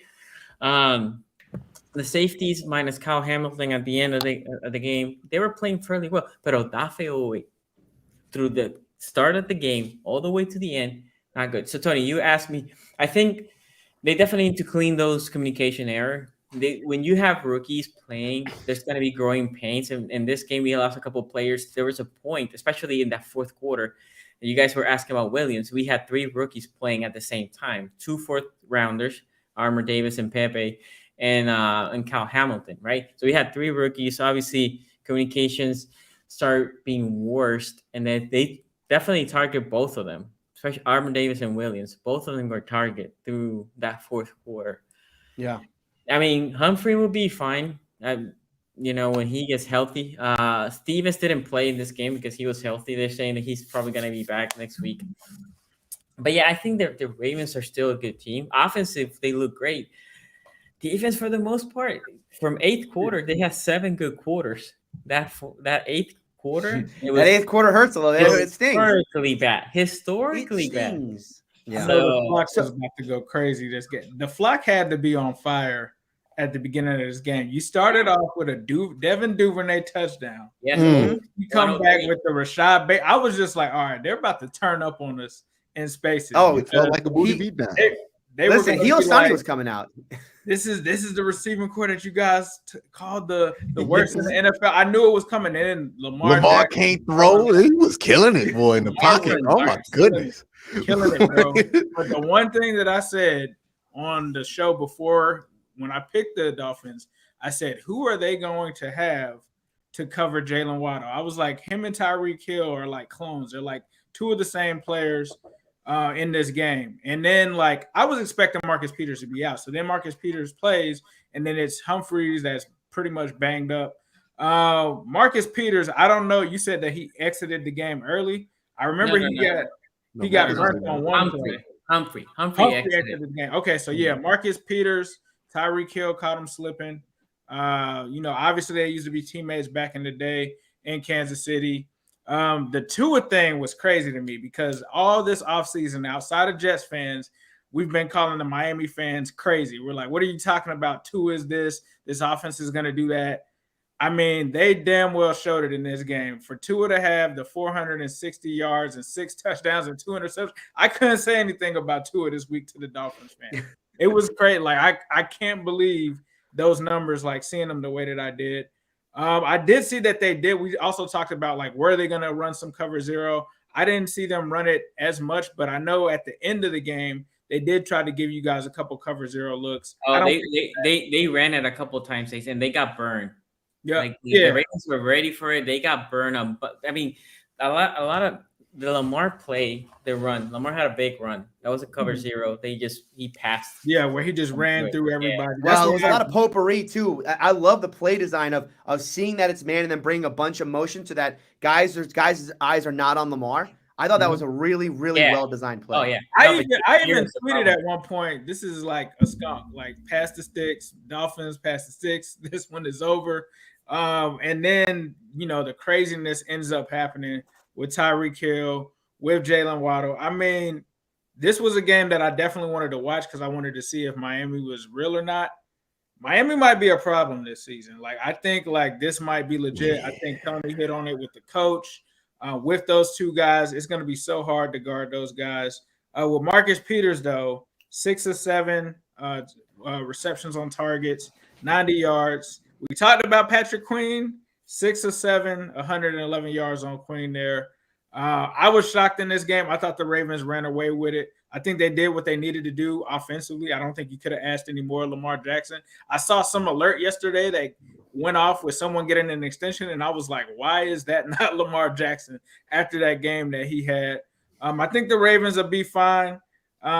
This was a crazy game, though. Like, it really kind of makes you wonder about that secondary and some of the issues that they've had with deep shots. A lot of it we saw last season. Didn't think that it would really carry on to this season. I personally, though, I was worried about Kyle Hamilton in those situations because especially when you have those short, fast, rangy guys, that could be an issue for him. But like you said, it was rookies back there. It was a communication issue. It clearly was because people were coming up to him saying, hey, you're supposed to be back there. How they make how they kind of make it out of it, I think they just have to bounce back defensively, bro. I think like Sonny was saying, they got to get more pressure on guys. They were able to get turnovers. I mean, Marcus Williams had a hell of a game. Like, that's what stuck out the most to me. Dude really should have had, like we said, 3 interceptions, had 2 in this game. But I think the Ravens will also be fine. That just really put me on notice to Miami because we got to play those guys in 2 weeks. They might be a legit offense. That is a good offense. Lamar Jackson, like I said, I feel like you guys did as much as you really could. It was interesting to see the Ravens kind of get a little away from the run game in terms of just heavily relying on that because we heard a lot about, the 12 personnel and stuff like that. We probably originally expected this to be more of a running offense, but to me, it just seems like Lamar Jackson is back to doing his thing, being comfortable, lobbing it up there. You're not really seeing where they're missing Hollywood Brown. Seems like, Bateman stepping in there. Mark Mandrews, big game for my guy. Good game for him. But, it is what it is. Sometimes this stuff happens. But, yeah, man, I mean, Dolphins might be a good team this year. Yeah. Kinda- Yeah, I think for me, the hard is Quincy hit on this last week. Quincy said, the hard part about doing this show is choosing between whether or not you want to spend time telling jokes or actually doing serious analysis. And like that's the hard part of right now for me with the Ravens is like I could do a whole set right now on just roasting what happened in the fourth quarter there. Because I mean, listen, We have you to give start up every you single give up joke. 400 yards and 6 touchdowns to Tua. I mean, all of a sudden we're electing Tua in the Hall of Fame because of what? Not because of what he did to the Patriots. He was fine against the Patriots. What he did to the Ravens was eye-opening. But we'll say, I mean, I've given Ravens fans enough crap other times on this show. So I'll give you what I really think. This is one of those games where I think as a fan, you should not be results oriented. Yes, they took the L. Yes, they lost this football game. But in the bigger picture, the Ravens are like all the way back. Sonny would have got on here, like you said, Ace, if they had won this football game, he would have got on here. And I mean, the list of things that he would have been going over is just too numerous to count. I have the list here. Yeah, exactly. I mean, I joked about it last week. The Ravens are all the way back. I mean, the Ravens are probably one of the best 3 teams in the AFC right now, I think. I think the Ravens, this is going to sound, and I think the Ravens are a better team than the Dolphins. Overall. Like I think at the end of the year, I'm not so sold on the Dolphins. Look, I'm excited about the Dolphins, but the Dolphins did that all in 1 quarter. 3 quarters of play, they were not exactly, moving the ball up and down the field. They, there was a lot of struggle going on before that 4th quarter. So I'm not going to let one quarter of play dissuade me from what was, I think for the Ravens, talking about what are they going to be this year? Lamar is cooking this year. Cooking. And I joked about it last week with the Steelers, and I said, this isn't even our final form because we don't have Kenny yet. No, but for real with the Ravens, they don't even have a running game yet. They cannot run the football. They are a completely one-dimensional team. All they can do is throw, and then sometimes they can run with Lamar. And Lamar obviously had the long 70-yarder. But that's it. They when they hand the ball off, I mean, you are talking about 1 yard, maybe, if they're lucky. Mm-hmm. And they're going to get J.K. Dobbins back at some point this season.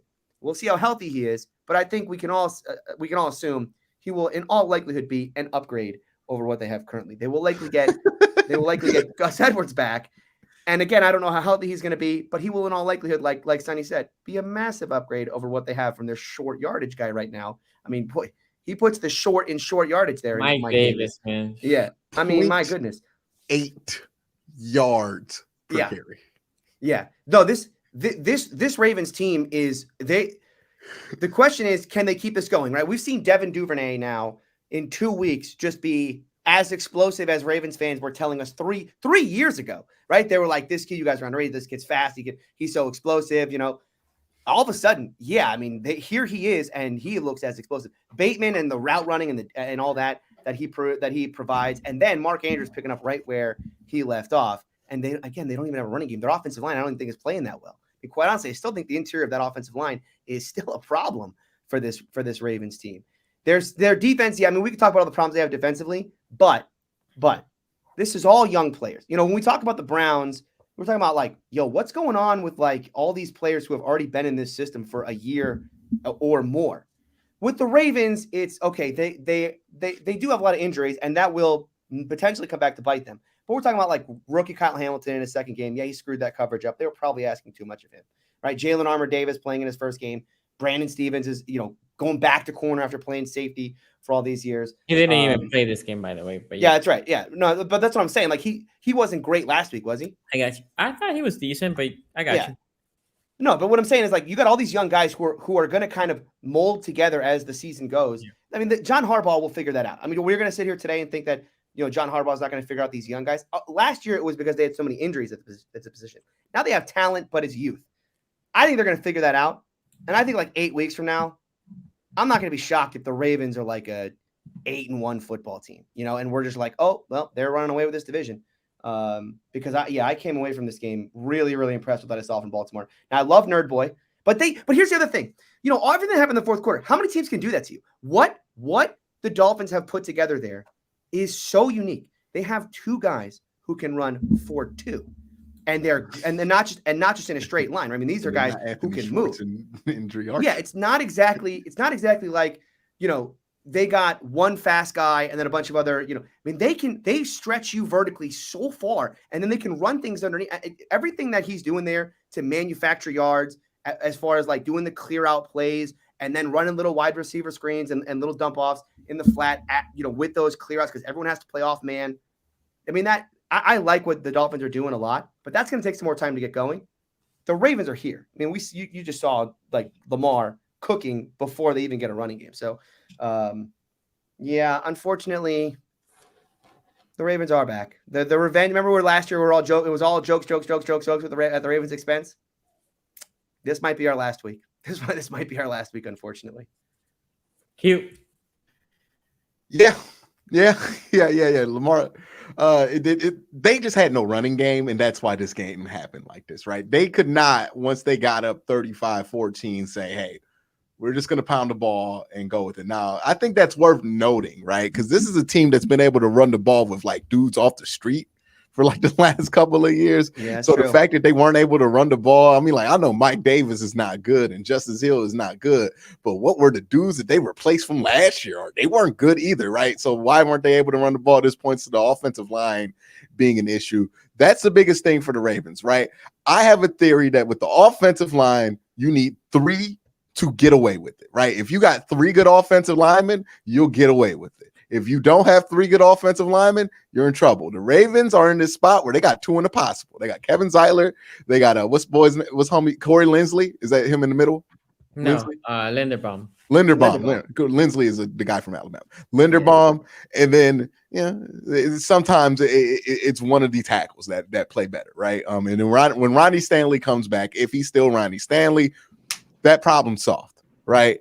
You can kick guys over, put them back at guard, or whatever you want to do. You'll be better. But yeah, this is one of those ones where, like, yeah, have fun laughing at him. I'm sorry, Siri. Have fun laughing at him right now. But boy, Lamar looks like he's worth every bit of those guaranteed monies he wants. Like, yeah, that wasn't just good from the pocket. That was like, wow. He's impressive now from the pocket. Yeah. He was stepping up in the pocket well. Like, he knew the presence in the pocket. No, his footwork was always my thing with him, where I'm like, he kind of gets lazy with it, and he like has. Sometimes you'll see like early Lamar, his first couple of years, he'll be flat-footed in the pocket and just stop moving his feet entirely. And I think that hurt him a lot with his accuracy. He don't do that no more. And his ability to see, process, plus the stress he puts on the deep, incredible player. And that's going to be a problem for everybody else. Again, this is why, if he signs somewhere else, I'm not going to be mad because it seems like Lamar is hitting his final form. If I were Baltimore and my concern was how long he can do this, I think yesterday was an example of, he might just be able to just throw the ball when he gets old, right? So that's not good for the future of the AFC North there for the rest of us. Defensively, it was just it was dumb shit, right? Like, it was just one of those things. They just did some dumb shit, but it's young players. This is the first time we've seen the Ravens outside of like that Earl Thomas game where they were just doing dumb stuff. So it's not that big of a deal yet. Yeah, their issue here was they weren't able to run the ball to kill some clock. Like, that's really what it was, right? They just could not go to it. They only had their top runner was Lamar Jackson with 9 rushing attempts. It tells you everything you need to know about the faith that they have in their run game. They didn't win time of possession because of that, despite having a lead. They weren't able to kill the clock like they wanted, and then that ended up in a situation where it's like 6 minutes left to go in the fourth quarter. They lost control of this game. So they need to be able to run the ball sufficiently at some point. I believe when Ronnie Stanley comes back, or I think Ronnie Stanley coming back is going to be what puts that over the top rather than one of those 2 backs coming back. Because I think that's actually the problem, is that the offensive line is just not great. But yeah, once Ronnie Stanley gets back, I don't want to play this team. So like, if you're Baltimore, I wouldn't be too concerned here. Maybe a little bit with Marcus Peters. Like, I don't know what he has left in the tank, but he was his first game back from injury. But boy, I mean, 190 yards to Tyreek Hill, and then 171 to Jalen Waddle. You got to raise an eyebrow there, right? Like, it's a bit excessive to almost get 400 yards up to 2 players. But it was just that kind of game. And I don't expect the Ravens to have another game like this. Is this going to be one that they're going to regret losing? Yeah, because Miami looks like they're going to be in that wild card race, and that is going to be a direct tiebreaker that's going to pop up back at you. So that's going to be one they regret. They're going to really wish they got this one. And just like the Bengals are going to really regret losing that game to Pittsburgh, more so than this game to Dallas. But other than that, obviously you would like to win, but get your jokes in now because Lamar Jackson might actually win MVP again this year if he keeps playing like this. And by the way, that was an MVP type performance because their offense was Lamar. Right? Yeah, it was all Lamar offense. He led them in rushing yards and had over 300 yards passing. Incredible that a football player can do that. That in the NFL, that's incredible. And he's done that a couple of times. And we saw this budding last year, right, where it looked like he was going to take this step as a pocket passer. It looks like that bud has bloomed. And God, it was a problem when he got to the point where he was like an Andy Dalton level passer when he won the MVP in 2019. And he gets to the point where he's a really good passer. And he actually has good receivers now. I mean, again, I think we have to give. Obviously, Bateman's good. Bateman's good, and Duvernay's not terrible. Duvernay's like just fine for a number two. Likely's all right. Or no more Ava Duvernay jokes. RP to Yeah, we can't do those. Prochet hasn't played yet. Prochet hasn't played yet. We waiting in the wings for Prochet like the dragon in Game of Thrones. Okay. Prochet. All right, see, this is where they lose. See, look, this is why we can't give y'all credit. This is why we can't give y'all credit. That's exactly right. I take it all back. Did DeMarcus Robinson? James Prochet about to come back. DeMarcus Robinson scored too, right? Y'all always try to get it all in. DeMarcus Robinson got one too, dog. Yeah, Robinson got a touch. My thing was, did Allen Robinson have a good game? Yeah, Allen Robinson. I didn't check. I know Tony told us that he got a touchdown. I know he had a First touchdown. Drive, bang, touchdown. It was like I had like an hour on Sunday where it was just like everything I wanted to happen happened. Where it was the Browns blew it, the Ravens blew it. The Bengals were down 14-0 before you could even blink, and then Allen Robinson scored a touchdown. I thought Now, to be fair, it was a real Allen Robinson stat line, like 4 receptions, 53 yards, touchdown. That's a good Allen Robinson game. Like that's the signature Allen Robinson. When you see Matt Stafford's elbows, that's why they pay him $8 million right here. Because they tried to choke that game away. They tried to choke that game. I don't know if you guys watched that game. Oh yeah. But it was the Falcons though, so like that worked against. It was never in doubt. If the Falcons would have came back and beat somebody, I would have had to reboot the Matrix because this is just ridiculous at that point. So yeah, what would you call the curse of the Falcons, right? Because they 28-3. 28-3 is what that's you call it. Okay. Powell tweeted, It better look like the whole Browns defense is throwing up gang signs whole game. Dog, I don't even care if you want to hide it. Just say the call. Just say the call. Paul. Yeah, just tell them what they're in. What's the point in hiding it if you can't run it? Just say the call. You're right here, Denzel. Okay, don't carry. Okay, cool. Just say the coverage rules at this point. I don't care. Joseph here says nobody on D that Costa has drafted makes consistent plays every week. He needs to be held accountable, or these young guys need to step up. Well, let me say this. Because I know the Ravens flock loves some EDC. I personally am not. People put the Costa almost the same as Austin Houston, and I'm like, nah. No. Hell no. Now, the Costa has had his good draft.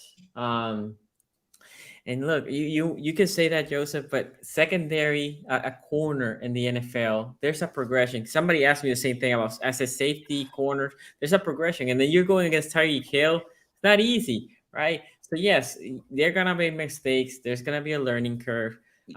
There's a reason why they were 4th rounders. If they were ready, they're gonna be 1st round. Even 1st rounders struggle. So it's too early to say. What happened with these young guys? They need to step up. And Travis Jones isn't even back yet, right? How can he started practicing, because he got injured the last game of the preseason. He started practicing, so if not this week, maybe by week 4. Stanley, I'm thinking week 4, and J.K. Dobbins, man, this dude is like, can you let me play? Like every week now, he's like, I want to play. But the Ravens are being, with everybody, uber conservative because they don't want to happen what happened to them last year. So they basically want to put him when he's 100%. I think, basically he's week to week. He's fully practicing now. JK is. So my assumption is If not against the Patriots, then against Buffalo, maybe. So yeah. I like seeing the Bengals in that L on the AFC North Talk logo, LOL. And thank you, Ravens, for the 42 points you let Tyreek have for the fantasy team. You're That's welcome, true. Ravens. Anyone who had Jalen, if you had Jalen Waddle or Tyreek Hill this week and you lost in fantasy, Oh, I or Tua. I'm about to score like 180 points. I'm on pace to score 180 points in fantasy Nice. this week. Between Nick Chubb, Jalen Waddle, I think I still got Josh Allen. It's gonna get nasty. It's gonna get nasty. Oh yeah. Yeah, that's rough. That's Lamar Jackson on That's fantasy. rough for whoever you're playing. Let me That's tell another you, he deal. slipped Okay. to the 4th round. I'm glad y'all hated on him all offseason because Lamar was in my 4th round. I'll take it. Okay, y'all want to do Steelers now and then leave the Bengals for the end? Yeah, let's just quickly go over this. Yeah, let's go. Yeah, we don't have to quickly. do the Steelers very They long. both yeah. suck. I tried watching this game, and Steelers fan. I don't know how you can just watch this like in slow mo. There's the Mitch experience. Where's the Mitch magic, Tony? Where's that shirt? No, I should go get it. Yeah, it's nice. I need to reverse the curse. How do I reverse it? And then the other problem is you got Najee not been able. It's not. Look, I gave Najee a lot of crap because everybody is so high on Najee. I'm like, we have to see. But that O-line doesn't help him, right? Yeah, but he had a bad game. He had a bad game. He did. He missed a lot of holes. But you also the one guy that has surprised me about is the right tackle. I don't know who's the name. Okorafor. Yeah, he's actually good. Been playing good. He's good. He's good. The rest of the O-line, but he is good. I actually think Dan Moore hasn't been bad either on the left side, even though I thought Dan Moore was going to be a disaster. So he Tony hasn't been that bad. This is the one thing I don't understand. Who's the quarterback's best friend? The tight end. Why he doesn't go to Farmouth more? He goes. I mean, he goes to it, but I thought he would go more to him to move. Well, you see, Sonny, the tight end in an offense, I'm a big generally fan of speaking, in the middle of the field, and I don't. No one in Pittsburgh actually knows that you can target a player in the middle of the field. That's true. That's true. So that's a big problem in Pittsburgh. Is unless Freiermuth's going to light up out wide. No, I don't get it. I mean, we'll talk. Yeah, because smooth. You gotta have him be close. You gotta have him be the closest to the boundary side on the trips. Yeah, exactly. Yeah, he's got to go 3-by-1 like he's friggin' Tyreek Hill. You gotta throw him a whole shot. Yeah, I don't get it because Freiermuth. You guys know I like him a lot, and he's a short-handed tight end. 6-yard, 7-yard dig in the middle, right? Like, easy completions to make. Dig in the middle. I mean, bruh. It's like the play action that doesn't happen in Pittsburgh. They actually did run a little more play action. 22% did. play action this week. It wasn't the end of the world. They did. But the problem is they need to run like 50% of their plays out of play action though for Mitch. I mean, everything should be running. Everything should be play action rollout with the option to run for Mitch. And look, the defense played good. And then the Patriots are not the best offense, but still the defense played good. Yeah, they're solid. But this offense is hard to watch. Like I'm not gonna lie, I started watching this game and then I had to like press forward because I'm like, they're not doing shit here. I mean, what is this? When I got to the 4th quarter of this game and realized that was the final score, I was like, oh, dog, I can't do this. No more. That was hard. It was hard to watch this game. They're not going to score the rest of this game. it was welcome. Welcome to hell, boys. It's going to be like this every week. And it's sad because the defense is really good, right? Like we've slipped it to the other side. That defense is legit. And you have a legit defense and you had that offense. I mean, I remember the Ravens having that for years, right? Really good defenses and subpar offense. I know what that means. Why do you guys keep calling it subpar, mediocre? Was trash. Yeah. They're trash. Okay, trash. It was a little bad. It was a little tough to watch last year, but I think this might be tougher. Yeah, at least they had like the big Ben theatrics. You know what I mean? Yeah, like Ben would get hurt and do the old. He would play the old hits. Every once in a while. I remember that song. The classics. Yeah. Yeah, Mitchell Trubisky don't got no songs that I like. You know what I mean? So it's like at this point, Kenny, I agree. I think Tony, you said it once. What do you have to lose throwing Kenny out there, right? I mean, I know you said Tomlin won't. Yeah, but they won't do it, so it's pointless to talk about. Yeah, but I mean, listen, I'm with everyone who say if you're out there saying the Steelers need to put Kenny in, just know that I agree with you. But I think if we're doing a show like this, we could talk about our fantasy teams. They also don't matter. You know what I mean? Like they're not putting Kenny in. So what's the point of talking about it? Yep. Well, anyway, what I thought, I mean, if you had a sub-competent offense, you would have won this game because it wasn't like the Patriots did anything great. But yeah, correct. Yeah, that's the part. See, here's the thing. Bengals fans said this line all last week, and they weren't wrong in saying it. I just think they had it backwards. They kept saying it took 5 turnovers and a blocked extra point and a missed field goal to beat us, right? Now, they weren't wrong in saying that. Again, I just think they had it backwards. It took 5 turnovers and a blocked extra point and a missed field goal for the Steelers to actually win a football game because the Steelers team is just not very good. And offensively, you could just boil this game down to one play. The muffed punt at the 10-yard line. Game over, right? Yeah. Because how is this team going to overcome adversity? They cannot. I mean, they can't overcome it. How many breaks did they need a week ago to squeak out an overtime win on the very last play of the game? Like that's what they needed to squeak out. So you tell me this team's going to overcome a muffed punt? By the way, the muffed punt, can I just say something? You know who muffed that punt? Was the all-pro return man. An all-pro, meaning the best return man in the league last year. And do you know who he played for last year?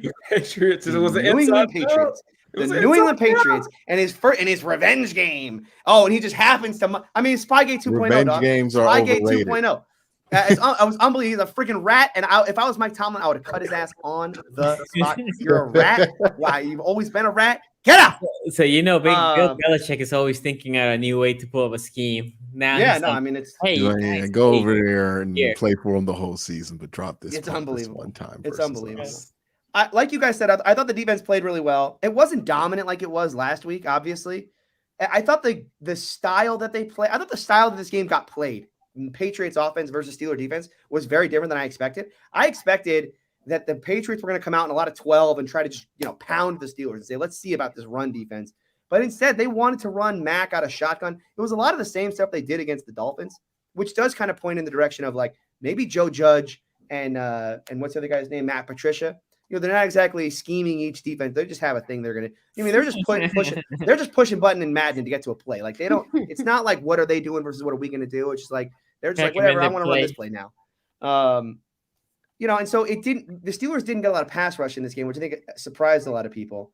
But it shouldn't really have been that surprising because no TJ. They didn't blitz out. The Steelers don't blitz this year. Period. They have blitzed on 8% of passing snaps through 2 games, which is a little surprising. But yeah, I mean, this game, defensively they were fine. Offensively, what even is this offense?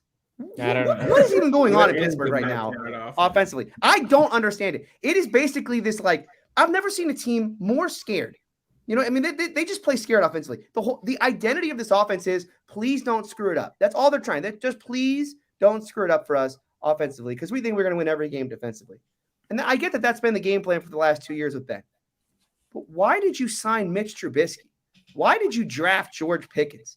If you're going to be an offense that is going to do none of the things that you could even imagine a world in which Mitch Trubisky is going to be a successful quarterback or what's going to make George Pickens a great receiver in this league, which is challenging 50-50 balls, right? I mean, this team doesn't even want to take a chance at 50-50. When asked after the game, Tomlin was asked, why didn't you take more deep shots? He said, well, we knew the Patriots do a good job of stopping splash plays. Oh, so we're just not going to try? Well, they do a good job of stopping them. So we're just going to live in, everything's a little I don't know. I don't understand why Mitch is the quarterback of this team. Why would you get Mitch Trubisky and then tell him like, hey, Mitch, just play real conservative. You want conservative? You want conservative? No, then the throws to Najee is Belichick out-coaching Matt Canada. Belichick did a great job late in this game when he noticed that every time they got into 5 wide, when the Steelers would go into spread, if they showed 0, he would just always chuck it to Najee. The last 3 pass plays that you go watch the tape back and watch the last 3 pass plays. They're all to Najee, and they all come off the same kind of look where they're showing blitz. Yeah, go ahead, Q. Remember when Tony was talking about, some teams are bad and they'll just see the 0 blitz and just throw it straight to the flat. Yeah, that's what I was There saying. you That was this. Yeah, that was the This was setup the for this right passive now. aggressiveness about Yeah, exactly. I just don't understand why this team got Mitch. Why would you get a quarterback who is not an accurate quarterback and not a timing quarterback and ask him to just be Mr. Timing and Mr. Accurate? I mean, they never challenged on the field. They're still not going to throw in the middle. I love the blame Canada stuff. Again, 2 years ago, I was on here saying it's all Fichtner, it's all Fichtner, it's all Fichtner, right? Then last year, it's like, okay, I love Canada, but it's Ben. Ben's holding them back. Now we got a new OC and a new quarterback, and we're still blaming the OC. Like, did Canada fool everyone? Like, I actually still want to run Fichtner stuff.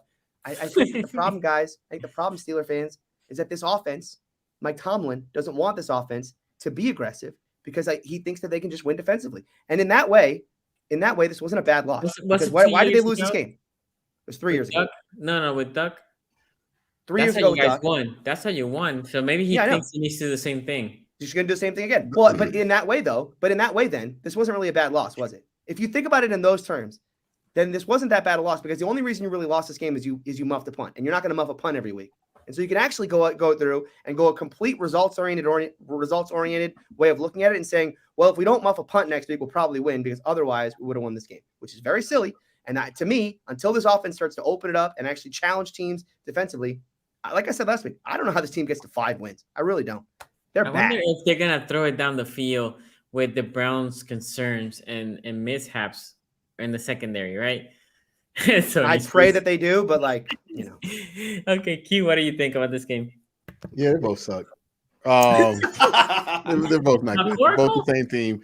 The defensively, Mac Jones, McCorkle, he's back to being Mac Jones. Okay, no more young McCorkle, no more fun there. Until he plays the Browns, he is Mac Jones and Mac Jones. And that was a Mac Jones game right there. Just missing by just this much, right? He was this close to being a good quarterback on Sunday. But every throw I saw, I was like, oh, he was this close to making that throw. He almost made that tight throw. He almost was there. He's almost there, but he ain't there. That's Mac Jones for you.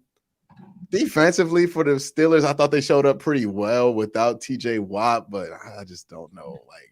I just think the Patriots might just be a really, really bad offense.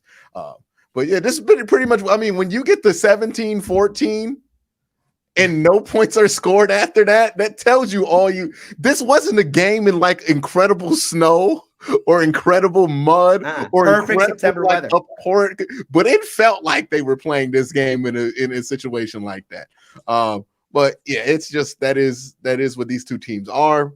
Look, my takeaway from this was, hey man, we lost this very winnable game to the Jets, but I do think we can add the Patriots onto the list of teams that you could probably beat with Jacoby Brissett if you play well enough, right? I think we could go there. But yeah, that is what it is. I don't want to harp on it too long. I mean, this is kind of what we thought the Steelers were going to be. Okay, Ace, any final thoughts? Yeah, for me, I think on this game, like Tony said, I've been asking Steelers fans in Spaces awesome, what is the Matt Canada offense? And it wasn't to be funny or anything. I literally want to know what it's supposed to be because from what I found online, it's supposed to be based off of inside runs, some RPO stuff. I just haven't really seen that much. I've seen I did see a lot of draws in this game with Najee and stuff like that. So that started to make sense. But I do think that they do have to figure out what that identity is.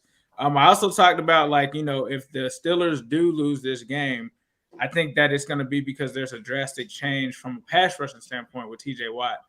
You talk about them having 7 sacks with Watt because obviously that's going to free up guys like Hayward, other guys on the line. In this one, I believe it was 0 sacks. Is that correct, Tony? Did they? Yeah, no. First time they had no sacks in 2 years. Yeah. So yeah, 0 sacks in this one. I still feel like the defense played good. They just didn't get the pressure that you would think that they would get with Watt. With this being a team that's usually number 1 or top 3 in total sacks. But as Tony said, it's really just a struggle on offense. Deontay is making the best out of what he can do there. I did like that. I did see DeMarvin Leal for you guys in there. That was a guy that I'm pretty high on from the draft standpoint. I talked about Judon, and I think a Space are on here talking about that he would be a factor. He ends up coming up with a sack. But yeah, that was a tough one to watch in the fourth quarter. I think that it was just whichever offense could score the most points was just going to win the game because both of these games played great defensively.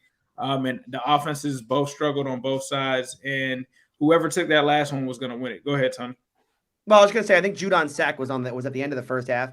Yeah. The play. Did you guys see the play at the end of the first half when Mitch, instead of just throwing the ball away, just continues to roll out into nowhere? And it's like, just throw it away, and he takes a sack at the last second to like run the clock out. I don't know if you guys saw. I think that was Judon. So, Okay. I don't want to take away from Judon because he is a good player, but Mitch Trubisky has negative awareness out there. For sure. But I mean, it is what it is. McCorkle is definitely Mac Jones. Ray Radcliffe says the ghost of Art Modell said, "I'll show the Browns for putting that logo I hated so much at midfield," and he was so preoccupied with the Browns game that he let the Dolphins come back on his other team. Hey, if they lose on Only Thursday, Art they gotta get rid of Modell can Yellow. have both the Browns and the Ravens lose at the same time. And I'm just like, that's how I know it was the ghost of Art Modell working overtime.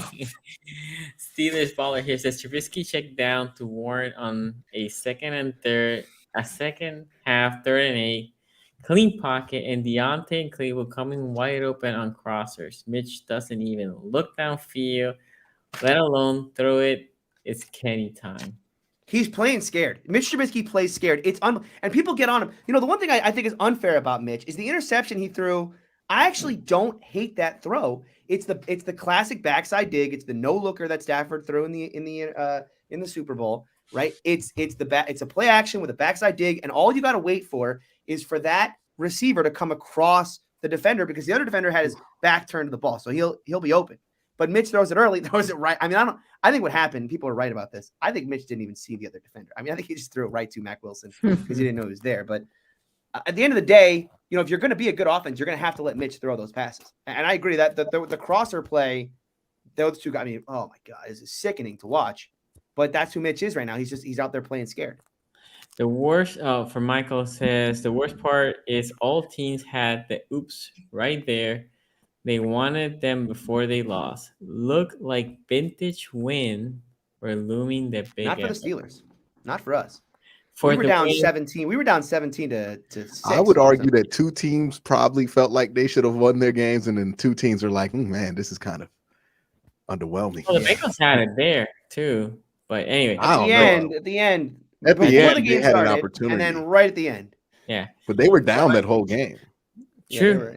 For the win here, shout out to you. Thank you for the donation. We do have a super chat from the grumpy guy who go ahead. He put in $1 earlier, and then he ended up writing, and he wants to know about. I miss Jabril Peppers playing? Yeah, playing 20 yards 20 back. yards back in the Muni lot. I don't think that solves the problem. I think Jabril Peppers just ends up being 5 yards behind Corey Davis instead of 15. Huh? He's on the Giants still. He's on the Patriots. Oh, he's on the Patriots now. That's right. Yeah. He didn't play. It was that boring of a game. You forgot that the dude that started against you was on the. No, he didn't play. He didn't play. It was Kyle Duggar and McCourty. No, he played. He got a hit. I remember I was watching. It was like, oh, Jabril Peppers, because I was like, that's what Jabril Peppers did. Duggar went out. That's right. Kyle Duggar went out of that game. Yeah. I was shocked too to find out that Jabril Peppers was still in the league. Jalen Warren, Myles Garrett, David Njoku. Jabril Peppers. He's elite. Trust me. Najee's holding the O back. Ooh. All right, that's the hot cute. Also cute. Chubb went into business for himself. Be ready to take another L. Chubb is so selfish, bro. Can I address the first part of this? Because I said this on my channel last week, and it was probably too early to say it. But I do think Jalen Warren is better for this offense than Najee is. I think the problem for Najee is that he does in an offense where there aren't gaping holes where it's just like beat one defender and you're gone. This is a very much take whatever you can get when it's there. And Najee does too much of I'm gonna burst this thing open. There's no burst in this open, Najee. You just got to take what the defense is giving you. And what I love about Jalen is, he's got that burst, man. I mean, this is the guy who wants contact, seeks it out, and is falling forward. And at this point with Steeler offense, that's the best you can hope for. So this is exactly. Not saying I just think bad, he has a preference because this sounds like his Kareem Hunt preference. Sounds like it is Kareem Hunt. It is basically his Kareem Hunt preference. It is exactly my Kareem Hunt take. It is 1 for 1. Yeah, Yes, he is Le'Veon Bell scarred this man for life. I love For Le'Veon. I love Le'Veon. He had a good He offensive saw line. Le'Veon waiting for the holes at the end of his time in Pittsburgh. He was like, never again. Never again. No, listen, he was good. Le'Veon was always good. For the win here says at this rate, Bengals should have enough L's by the end of the year to change the naming rights against to play poor stadium. That's clever. That's the first Play time poor. somebody's used that. Okay, I like that. Because it's play core. I'll put that in the arsenal. We'll use that for later. Steve France here says the whole AFC North lost yesterday, but when the Bengals lost, my favorite part. Oh yeah, okay. Yeah, no, he said when the Bengals losing was his favorite part of the day. I would imagine because it looks like he says my Bengals, but then I'm like, no, Steeler fan 0027. Probably not a Bengal fan. 0027, yeah. Okay, and with that, let's talk some Bengals here. As I said, I'm gonna throw it to Ace right away, but I was depressed, started to watch this game, and I'm like, ooh, Bengals cannot do much. Ooh, Cowboys doing good. And then I went to sleep, and then I woke up and finished the game, and I was shocked because I went to sleep saying, I know these efforts are gonna win, but whatever. I'm tired. Let me sleep. And then I woke up, and boom, Ace, what happened, bro? Yeah, man. I know that we're at this point again with the Bengals and Zach Taylor and the offense. And I know a lot of people are going to say Super Bowl hangover, regression. And honestly, it's a lot of the same stuff that we've seen from Zach Taylor in this offense. The bad offensive line, the bad play calling, the lack of creativity, just nothing that really inspires any confidence. The slow starts. I can't remember the last time that the Bengals have actually gotten off to a fast start. At halftime, the thing that pissed me off so much was that Zach Taylor said, you know what? Well, we're used to coming from behind. We're used to being down and like, dog, that's not a strategy, bro. Second half team, boys. To get into a game and get down multiple scores and have to come back. I mean, it's just inexcusable. He's down 14. I got him right where I want. Drew Sample had one target in the first half. You know how many targets that Tyler Boyd and T. Higgins had? Zero. None. In the first half, he did not target T. Higgins or Tyler Boyd in this game. They only ran the ball 5 times against the defense just a week ago. They gave up 6 yards per carry to the Buccaneers.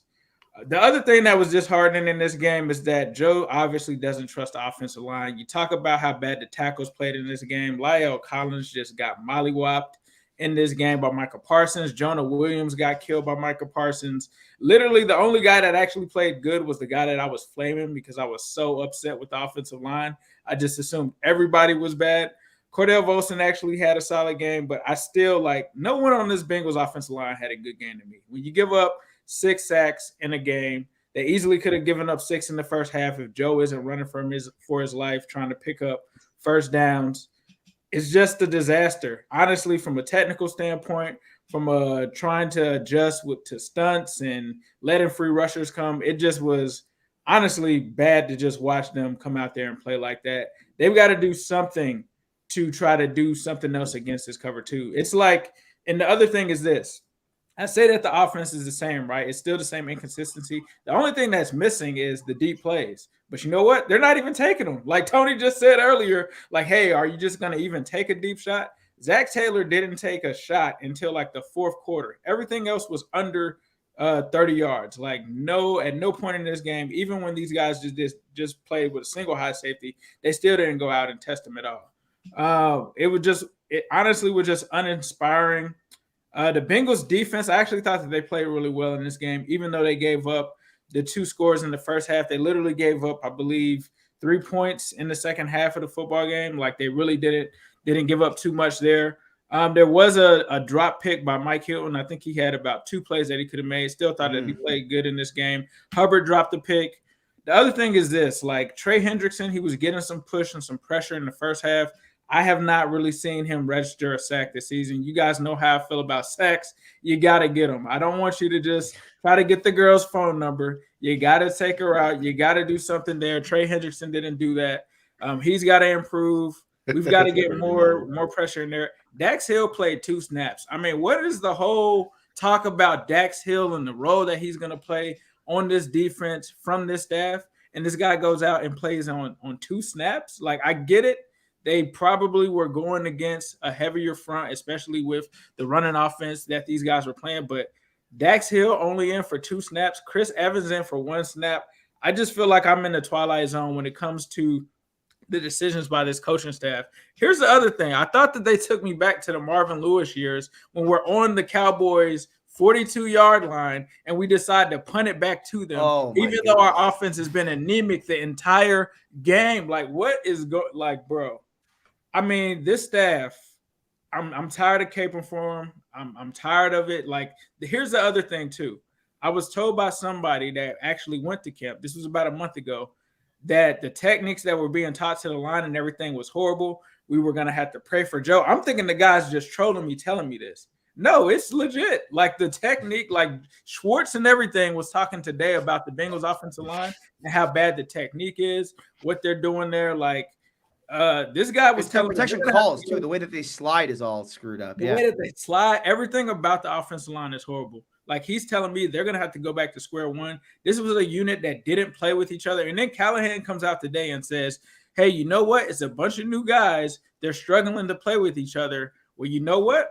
Maybe you should have played them in the preseason together. Maybe we should have thrown them out there. Maybe we should have tried to put them in practice together and make sure that they could play together.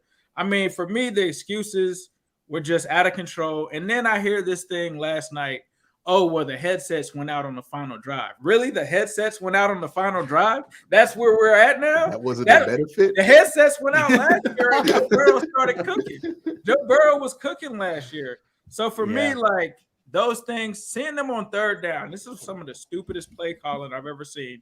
The conservative, let's throw to the 5-yard out flat. That's not even close to the first down marker. What are we doing? What do we do? BJ Hill makes a tip at the end of the game to save you and give the ball back to the offense with a minute left. And on third down, you're going to call a 5-yard out. That's not even close to the first down marker. I mean, and that wasn't even the first one. There were several times in this game where they did that. The inconsistency, the run game. I mean, goodness, like when they did get something going, it was on first down. Second down, it's like the defense knew what they were doing every play. There was a point in the game where Tony Romo was like, oh, that was the same run play.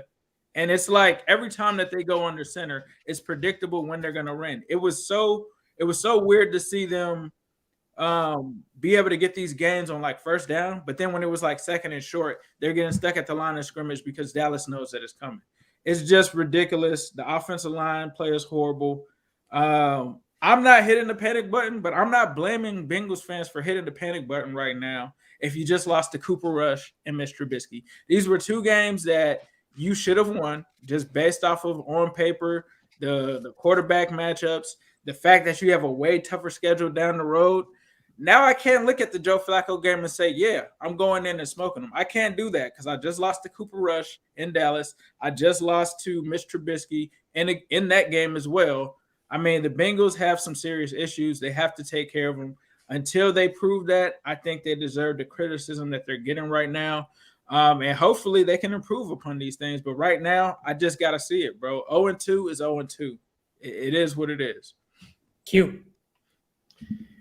Yeah, man. I mean, this is kind of like with the Browns, right? We pointed out some problems last week about the Browns. Like, hey, man, these busted coverages, that was weird. That shouldn't happen again, though. And then with the Bengals, it was like, hey, that yard per throw, right? I think that's one of the things I made a big point of, the completed air yards per pass attempt. Now, I don't know if that number's out yet, but I see the average per passing attempt is like 5.5. That tells me that completed air yard number is probably around 3 again.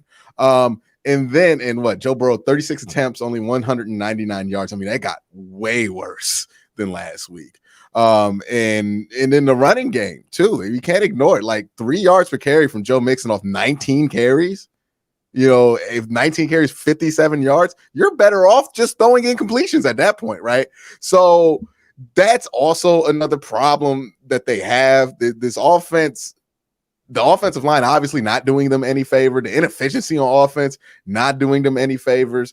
And if they're not going to be a great offensive team, then I don't know what they're going to be great at this year. Like, that's the problem with the Bengals. They have to be great offensively. The passing game has to be efficient. They cannot block at a supplemental level right now. I mean, this isn't even replacement level blocking. Like they're not even that sufficient. Like, so that's a problem. It's leaking into the play calling.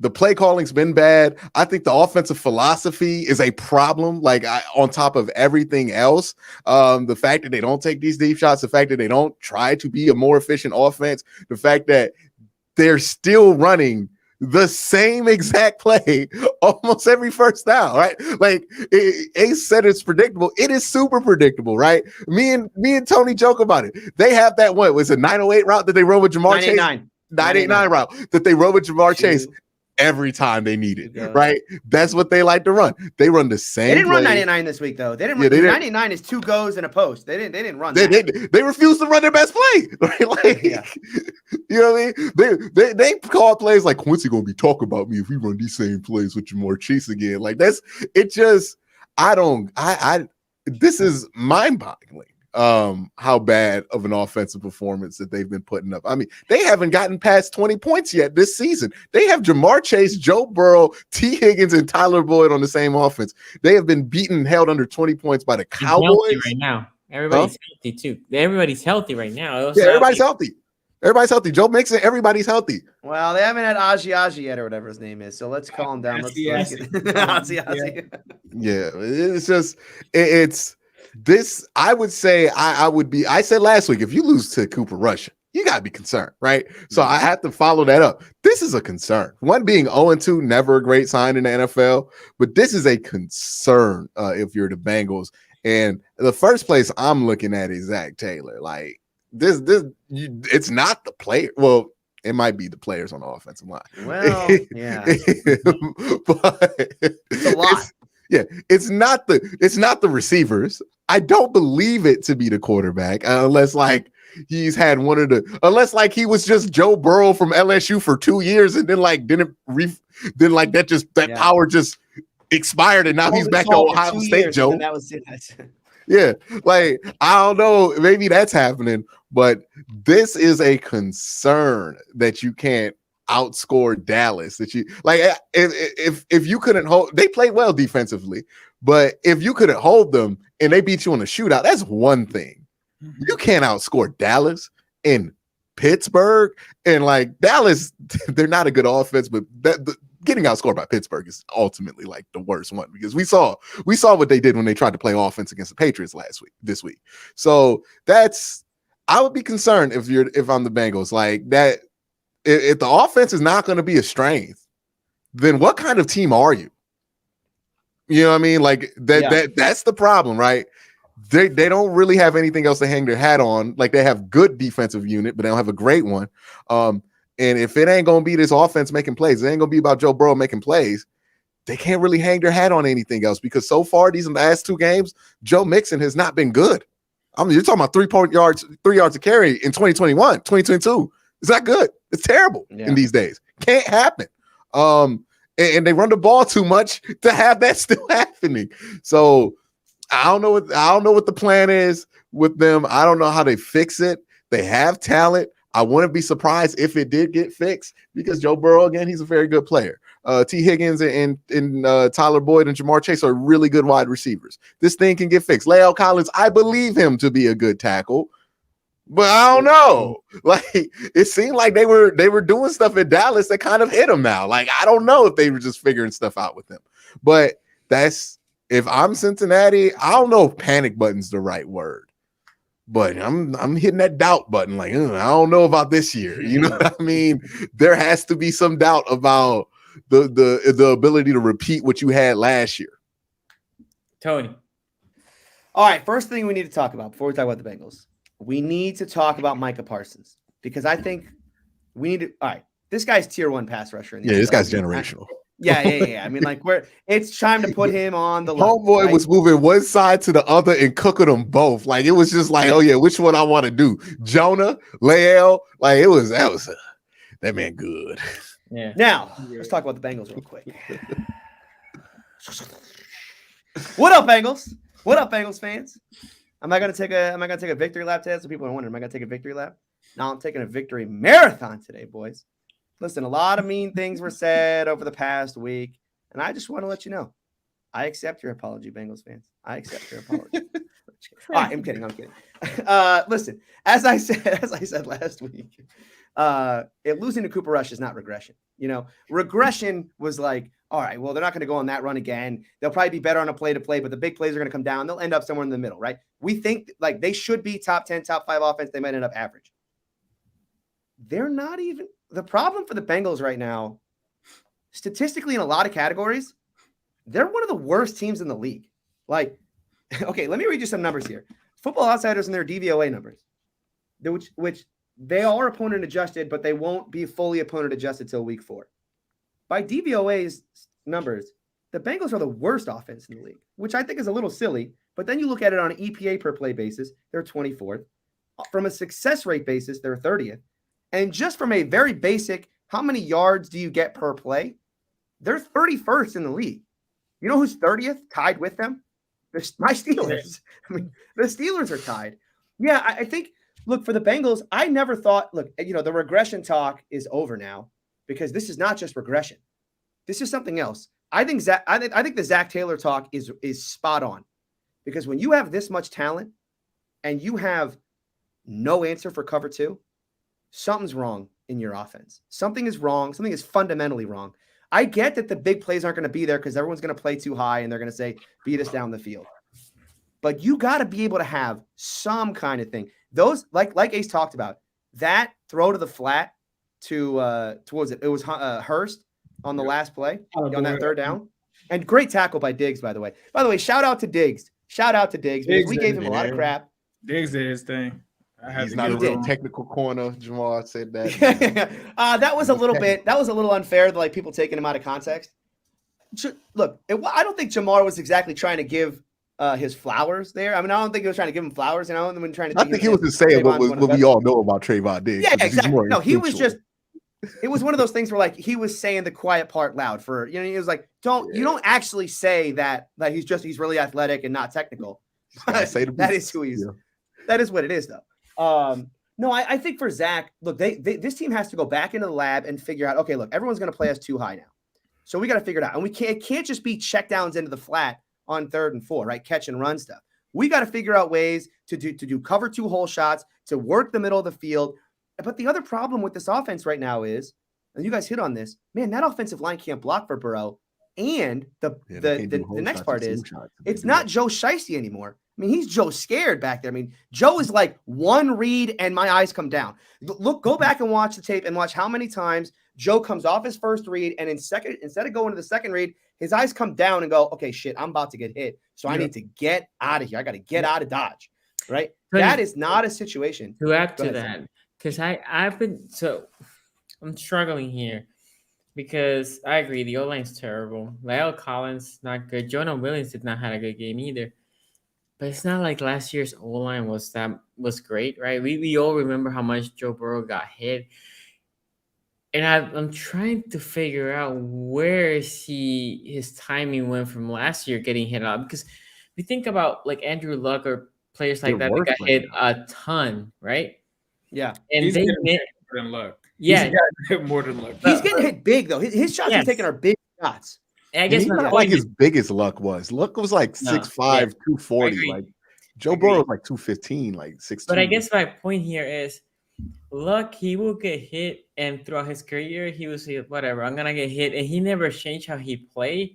And what I'm trying to figure out, based on your point, Tony, is Joe Burrow's getting hit, and he is adjusting how he played from last year to this year. We talk about how quarterbacks early in their career get hit so much that they become a different player. They start speeding their time, their clock. I wonder what changed for him from last year to this year, because I agree, O-line is horrible this year, but it was last year. It wasn't like last year's O-line was great, and then this year is so bad that he has to completely adjust. It's because now the defenses have adjusted and are running the Tampa too. Gotcha. They didn't really run last year. So because they're running that, now what he's expecting to see there isn't there. And then, like Tony's saying, now he's also not trusting the line because he's thinking that he's going to get smashed on the side. I think Schwartz actually had a tweet where he shows it, where there's like 2 guys that Joe has open, but because he thinks that he's going to get hit there and that guard isn't going to hold his block, he like looks over there and it pretty much messes up the play. I wouldn't be shocked to see Joe come on the injury report in the next in the next couple of days here, because he had a couple shots late where he just completely missed. I think it was Higgins on one, and then maybe it was Jamar. I mean, just like way overshot him. And we know Joe is a really accurate guy, but it does feel like. And again, I'm not saying he's got a serious, like last year I called the Baker. Baker was hurt because Baker was overshooting literally every throw he had, and it was like very obvious something is real wrong there. That would be healthy. Yeah, well, yeah, that's true too. But I think for Burrow, I just think it may be an accumulation type of deal, even this early on. The shots he's taking, look, I'd have to go back and watch the shots he took last year and see if he took as many big shots. I think he's taking big shots this year. It's not like he's just taking sacks. I mean, this dude is getting hit on a. It's he's not just curling down like he's getting crushed. Right? No, he's getting crushed back there. I think that's part of the reason why. I'm sure his body's not. Even if he's not going to end up on the injury report, I'm sure his body does not feel great right now, and that's why his eyes are coming down and saying, like, I don't want to take another one. He had that comment on the Cowherd thing where he's like, people would probably be mortified if they saw me without my shirt on after the game. I was like, that wasn't a good thing to hear. Yeah, right. So, look, ways to beat cover. Look, cover 2 is not exactly a new coverage, right? But it is. But I said this to you guys on the Patreon show. I don't think this is just a Bengals thing. Cover 2 is sweeping the league. It's sweeping the league. Yeah, exactly. I mean, we're going to see this all around the league, and I'll be very interested to see how everybody does this. It's one of the reasons why. Well, I'll save that take for later about who I think is a Super Bowl contender based on the proliferation of cover 2. But one of the ways to beat cover 2 is to just run the ball. You're going to see a light box, run the football. I mean, that is a very easy way to do this. They have Joe Mixon. They got to get that. I mean, to me, that's, and I know that it's silly because they have Joe Burrow and they have Jamar Chase and they have T. Higgins, and they should be able to figure that out, and they probably will. But the easiest way to beat cover 2, the easiest way to get teams back into a one-on-one situations on the outside is to run the football. And that's, I think, got to be their key over the next couple of weeks. Get this offensive line playing well. Remember, they spent all this money. I mean, these are not bad players they brought in. If they can get that working, they'll get back to somewhere close to what we thought the Bengals could be. But until then, yeah, I mean, it's super panic button time. This offense is bad. I mean, if the regression talk is this past regression. They're just bad right now, and they got a long way to go before we're going to talk about them as being true contenders again. They need to they need to put up 30 on somebody before we can start really talking about this team being back in the mix. For me, look, the O-line's concerning. Obviously, I talk about O-line all the time.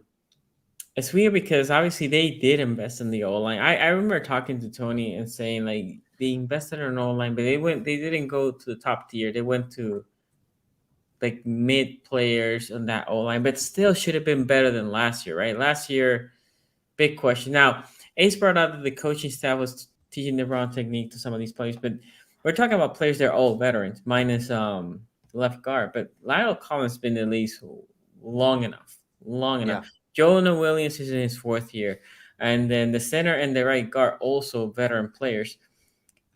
I'm surprised, right, that they're struggling this much, right? Because, again, the Bengals did win, invested in the O-line, and it was supposed to be an upgrade. So I am surprised with that. Am I worried about the Bengals? I still have faith in them, to be honest. I still think that they can come back. The question is, do they need to take a page out of Big Ben in that Todd Haley offense, where it was, okay, our O-line, there's going to be penetration, but we are always going to have a quick throw to somebody, right? Steelers, they used to beat you with 1,000 cuts instead of the big blow. Well, the Bengals have been the other way around. They used to beat you, here's the 70-yard pass, then here's another 70 or 60-yard pass to either T. Higgins or Chase. Do they need to go, we're going to space the field, quick throws, right? And then if that forces the defense to come in, then beat them over the top. I wonder if that is the way to help also Joe Burrow not to get that hit, right? Because that is the biggest problem. Look, Bengals fan, this season, let's say you don't even make the playoffs, right? I'm not saying that. I think they still do. But let's say they didn't even make the playoffs. Would that be bad? Sure. But it will be worse if Joe Burrow gets a serious injury and then you don't have him to go forward, right? So they need to figure out a way that Joe Burrow doesn't get these hits, because that's the big concern. At least for me as an outsider, that's what you don't want. Losing a game that you should have won, that sucks. But these hits add up. This is only week 2, and he's getting hit 13 sacks, bro. 13 sacks. That doesn't It's include tough. the hits, right? It's crazy. The stuff that I can't understand is like people like I get it. Joe plays hero ball, but like acting like Joe Burrow is the reason that he gets sacked so many times right now is just kind of crazy to me. That's what I'm saying. They should have just Yeah, it's a reason. He still does do the hero ball thing. There are some plays like that, but that was like more last year than this year. This year, it's they need that Todd Haley offense. And you could Yeah, tell but here's the thing, how the Sonny. offense flows when it's one or the other, right? Because he can still move the ball if he's getting sacked because he's holding it on too much sometimes. Right. But like, this is like ball snap, ball down. Like The problem, Sonny, I think with your idea, with the idea of like the check. I mean, they did some of that, right? That was the Hayden Hurst, just kind of like get rid of the ball quickly and let my guy make a play in space. Yeah, that's on third down. Steelers used to do that from first. No, I know. The whole game. But for Joe, the way Joe's playing right now, that almost has to be the first read, right? Because again, how often is Joe going from first to second to third? It's like first, maybe to second, or first, second, and then I'm out. And I think that's the problem for him. You know what? I'm surprised I haven't seen them try to do. Like, why haven't they tried to like motion Jamar Chase before the play? Somebody was just saying like they had someone watching the game and they were like, every time Chase goes in motion, something else happens, and they always do the same play. It's like predictable. When he does go in motion, it's like the same play gets run anytime that happens. But it's like you could motion them off and you could try to like maybe hit a tunnel screen to him if you really want to attack the soft middle part of the field, or have him run more, have him basically do the stuff that they do with Debo, where he runs some running back routes from like the line position. And then that way you can get him the ball with time to move in it. Like, you got to adjust it and be creative. You can't just say, I'm going to beat cover 2 by going to the outside of the field. Cause one, that's where you bring in Joe's biggest weakness, right? Like the whole shots and everything else. Like, that's where Joe has to really use that arm strength. And I don't think you want to, if you're going to throw the ball with Joe Burrow 50 times a game or 40 times a game, you don't necessarily want 10 of those throws being to the boundary, just because eventually he's going to fatigue and there's going to be a little bit less zip on one of them, right? Again, arm strength is not just like, every throw he makes to the outside is going to be weak, but it is if he keeps having to do it, eventually one's going to be a little bit off speed because he just doesn't have the traditional spin on the ball. So that's something like, it's like they go straight to the book on how to beat cover 2 instead of like trying to figure out other ways to adjust to what's in front of them. I don't know. I'd like to see him go to the book, to be quite honest. Let's see him go to the book first before we get real. I mean, yeah, they could run some like I get what you're saying. You can run some high-low concepts, go 3x1. I'm just saying, like the concept. If you feel like you need to get the ball into their playmakers' hands, don't just run the screen that has Hayden Hurst with it just because it's the screen that you have. Right. Figure out a way to make that screen be Jamar Chase. So figure out to make it so that you can get the ball in the hands of the people who can make plays on your offense in these situations. What about running 9-8-9, but Jamar's the post defender or the post receiver, so that's one of the safeties commits in, and then maybe you can get put Higgins and Jamar on the same side, right? Side. Have T run the 9, have Jamar run the post, and just challenge one. The safety's got to go somewhere, and you go the other way. That would make too much sense. That would make this is the problem. This is the problem. When podcast hosts are trying to give you suggestions for plays you should run, that's usually not a good place to be. Okay, like it's usually an indicator of a problem on the offensive side of the ball. Okay. By the way, football started already, so we should probably wrap this up because we're missing the game. Warren kind of reminds me of how hard Connor plays as a backup. Love he'll tell me, are they the pumpkins yet? Ace, why you do me? Still best team in NFL.